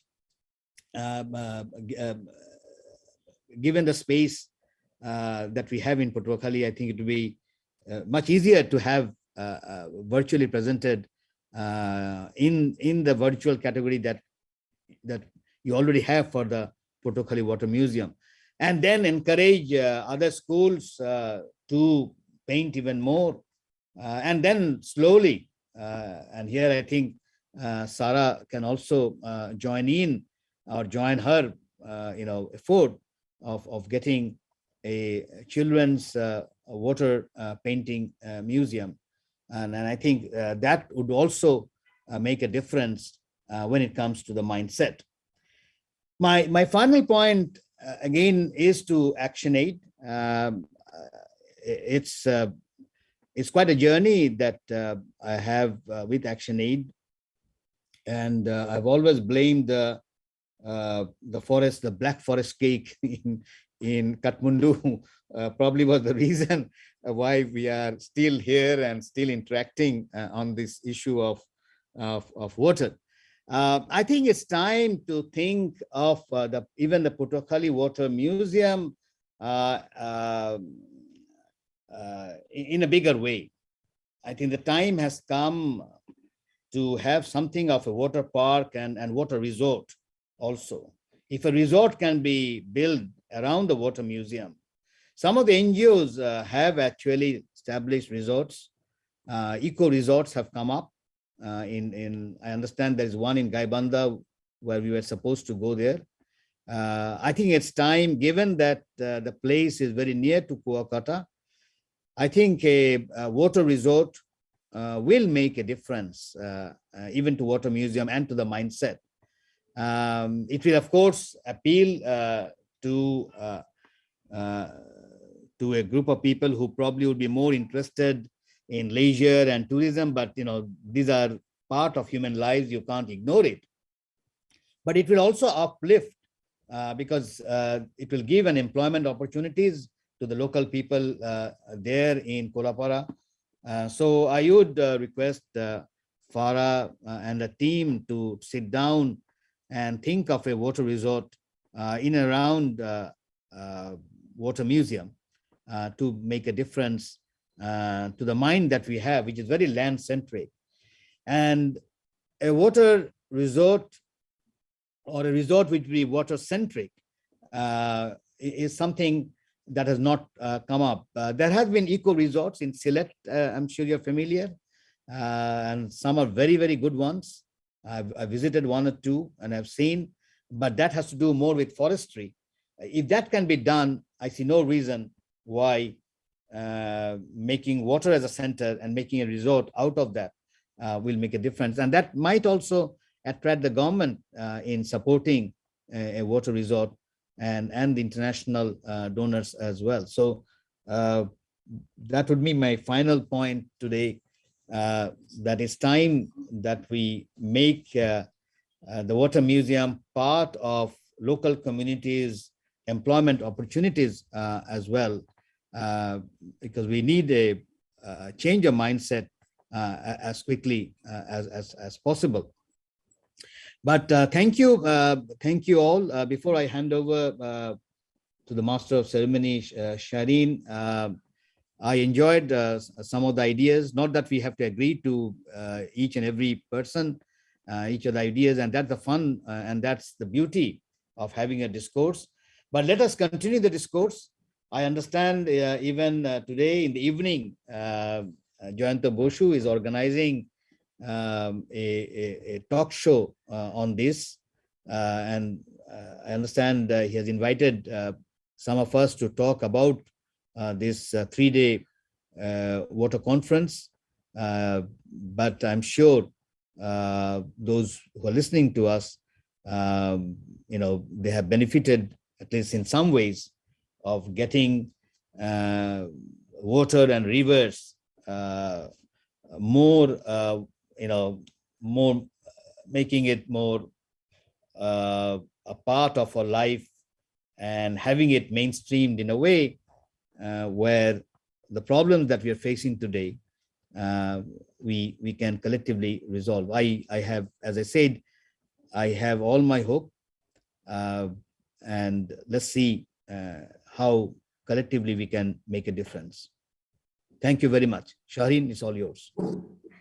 Thank you so much, Professor Imtiaz Ahmed, and I thought that was an excellent summarization or sort of way forward that you have highlighted in just 10 minutes. And I can realize that there are a lot of recommendations coming our way, but I would leave it up to Farah Appa on behalf of Actionaid to actually respond to this, and Appa has an announcement to do as well. But as Farah Appa speaks, I would like to request you all to please turn on your camera so that we can take a group photo.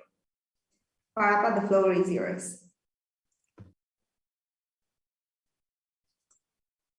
A huge thank you to the chair and all the participants for being with us for the last 3 days. And I think I've learned a lot, and it's also inspiring. And so I'm not going to summary or repeat what has been said. As Actionaid believes in action, I'm going to tell you about what we are planning. First of all, we'll have the 8th International Water Conference, January 2023. So please book your time, probably in the 3rd week, like 2020, from the 20th onwards. So I would request all of you to book your time. Secondly, inspired by all the conversations and suggestions, we want research to be undertaken. We want some scholarly outcomes coming out of it. So I announced that we will be offering a fellowship and a scholarship. The fellowship will be, we'll inform you exactly what the fellowship will be, but we'll be working closely with Dr. Imtiaz Ahmed. And we want a South Asian perspective as well. So I would like to invite Sarah Ahmed and Ajay Dixit to be as an advisor for this. And also if you help us to do a little bit of mentoring or guidance because it's not so easy to come up with scholarly work. So we will make a small grant, we will have this fellowship. My next proposal is that we are very, very keen on having the virtual museum. And the additional point here is the children's virtual museum of water.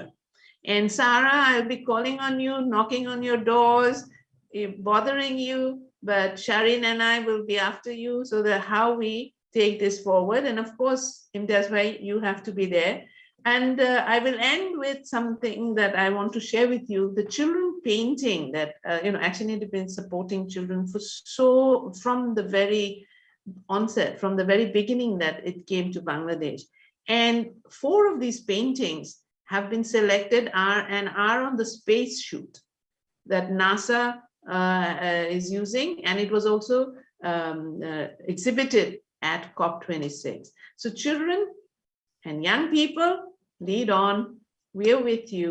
And with that hope, and with the invitation to the 8th International Water Conference, I hand it back to Shireen, and I'm looking forward to all the work that we have planned with Dr. Imtiaz Ahmed, with all of you who were here, with Sarah, Dr. Sarah Ahmed, and also Ajay Dixit. Thank you. Thank you so much, Farapa, for your closing remarks. I would like to thank everyone for staying with us for these 3 days throughout the conference. I can actually name some of those participants who have been with us from the very beginning of the conference and have been actively participating. So a big thank you to you all for participating, for engaging, and also I can see some futuristic thoughts in the chat box as well. So now we have one local song and a video documentary by the end. But before we actually play that, and I would like to, formally wrap this session by stating or maybe quoting 2 points from Dr. Imtiaz Ahmed. Teesta River is the 4th major transboundary river in Bangladesh. The river originates from the Lake Kalamu located in the north of the Indian state Sikkim, flows through 3 states in 2 countries, and finally merges with Brahmaputra River in Bangladesh. The basin is prone to landslides, floods, and erosion. 21 million people in Bangladesh depend on the Teesta River for their livelihood and other economic activities. Teesta River, shared between India and Bangladesh, is home to about 30 million people. আমার বাপ চাচারা চলছে গৃহস্থির কাজ করছে, আমরা ছোট ছোট ছিলাম, নদী অনেক দূরে ছিল, তিস্তা নদী, হয়তো দাগে মাঠে যে ফসলগুলা হয়েছে আমরা ভালোই চলতাম। নদীতে বাড়ি ঘর আমাদের ভাঙা যায়, তখন আমাদের আর যাওয়ার জায়গা নাই। জমি যখন নদী চলে গেল তখন আইসা আমরা এই বাঁধে, সরকারি বাঁধ, একবারের জায়গার মধ্যে আমরা বাড়ি করে আসি। যখন জমি ভাঙা গেল, ভাঙা যাওয়ার পর আমার ওই যে পেশা হলো মাছ ধরা। আবার সুবেদ মেলা কিছু আছে, 6 মাসে মনে করে আলু, গম, কালাই, ভুট্টে মেলা কিছু আবাদ হয়। এখন নদী ভাঙনের পর কোনো আবাদ নাই। আর আগত মনে করো 20-22 ঘর আছিল, গোল ভরা গরু আছিল, খান ধান, বের ভরা ধান আছিল, এখন তো কিছুই নাই। এলা নিত করি নিত খাওয়া। আর এই চরাঞ্চলে এত ফসল হইতো, ধান, পাট, মরিচ, তামাক, আলু, ভুট্টা, তারপরে আপনার বাদাম, এগুলো অনেক হইতো আর কি। এখন সেটা বন্ধ হয়েছে, নদী ভাঙার পরে এটা বন্ধ হয়েছে। Both countries have built irrigation projects along the river. In the dry season, the river in Bangladesh remains completely dry, but the monsoon releases of dams exacerbate flood impacts. Every year, thousands of people, especially fishermen and farmers, routinely lose their homes and livelihoods to flash floods and starve during droughts. These problems are being intensified by changing climatic patterns. এই বর্ষার মাছটা মাছ ধরি, মাছ ধরার পর বর্ষার পরে যখন পানি শুকায় যায়, শুকায় গেলে তো তখন মাছও থাকে না, পানিও কমে যায়। আগে আমি বিভিন্ন প্রজাতির মাছ ধরতাম, যেমন বোয়াল মাছ, আইড় মাছ, বাগার মাছ, ট্যাংরা মাছ, বিভিন্ন ধরনের মাছ ধরতাম, বৈরতি মাছ। ইদানিং মাছ নাই, তত মাছ নাই, মাছ শুধু বৈরতি মাছ পাওয়া যায় আর 2-1টা হঠাৎ মঠাৎ বালিয়া মাছ পাওয়া যায়। আমরা আমরা বেশ কয়েকজন মাছ মারছিলাম, তার মধ্যে দেখা যাচ্ছে কেউ ঢাকা গেছে, মাছ যেহেতু নাই, কেউ ঢাকা গেছে, কেউ দিন মজুরি করে, বিভিন্ন জনে বিভিন্ন পেশায় গেছে। আমারও সিদ্ধান্ত আছে, দেখি মাছ না হলে তো সংসার চালাতে পারি না, তাহলে আমাকে যে কোনো একটা পথ খুঁজে বের করতে হবে। যখন থাকি স্বামীর বাড়িতে আছি তখন থাকি বন্যা, মনে করো ছোট খাতা গ্রামে খালি বন্যা। প্রথম যখন বন্যা ছিল তখন ঘরে বাড়ি উঠছিল, আর এখন দিন দিন বন্যা হয়, ঘরের চকি তলে যায়, ফির আবার বন্যা হয়, আবার হানে মনে করো চাল তলে যাচ্ছে। এই যে এখানে যে দাঁড়ায় আছি এটাও একটা নদী, এটাও নদী। আমার নৌকাটা শুকনায় পড়ে আছে, ওটাও নদীর মধ্যেই আছে। আমরা বাড়ি করছি এখানে, অনেক এই নালাটা অনেক গভীর ছিল, উজানে ভাত ভাঙিয়া এই নালাগুলা ভর্তি হয়ে গেছে। এখন নৌকা আর সরাসরি অন্য মাসে নিয়ে যেতে পারি না। একদিকে ব্রিজের গেট আটকা রাখে, উজান থেকে আবার ভারত থেকে পানি আসে, উজানের পানিও ক্ষতি করে। বর্ষা মাসে ব্যারেজের গেট আটকা রাখে, ওই গেটের সাহায্যে আমাদের অনেক ক্ষতি হয়ে যায়।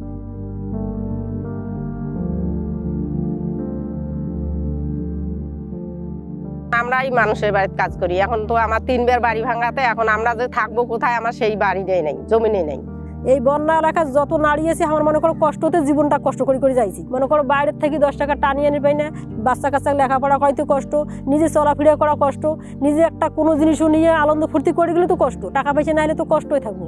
Teesta River remains one of the biggest water disputes between India and Bangladesh since the finalization of the Ganga Water Treaty in 1996. আসলে যেখানে সমস্যাটা সেটা হলো তিস্তা যেখান থেকে প্রবাহিত হচ্ছে সেটা সিকিম থেকে আসছে, এবং মমতা ব্যানার্জির যেই যুক্তিটা তার মধ্যে কিছুটা আমি মনে করি যে একটা বিষয় আছে যেটা মেনে নেওয়া কঠিন হলেও সত্য। সেটা হলো সিকিম কতখানি পানি পশ্চিমবঙ্গকে দিচ্ছে সেটা কিন্তু আমরা হিসাবে বা দিল্লি হিসাবে রাখতে চাচ্ছে না। আসলেই পশ্চিমবঙ্গে যখন পানিটা আসে, বিশেষ করে শীতের মৌসুমে, তখন পানিটা কিন্তু আসলেই থাকে না, এবং যেই পানিটা একেবারেই থাকে না সেই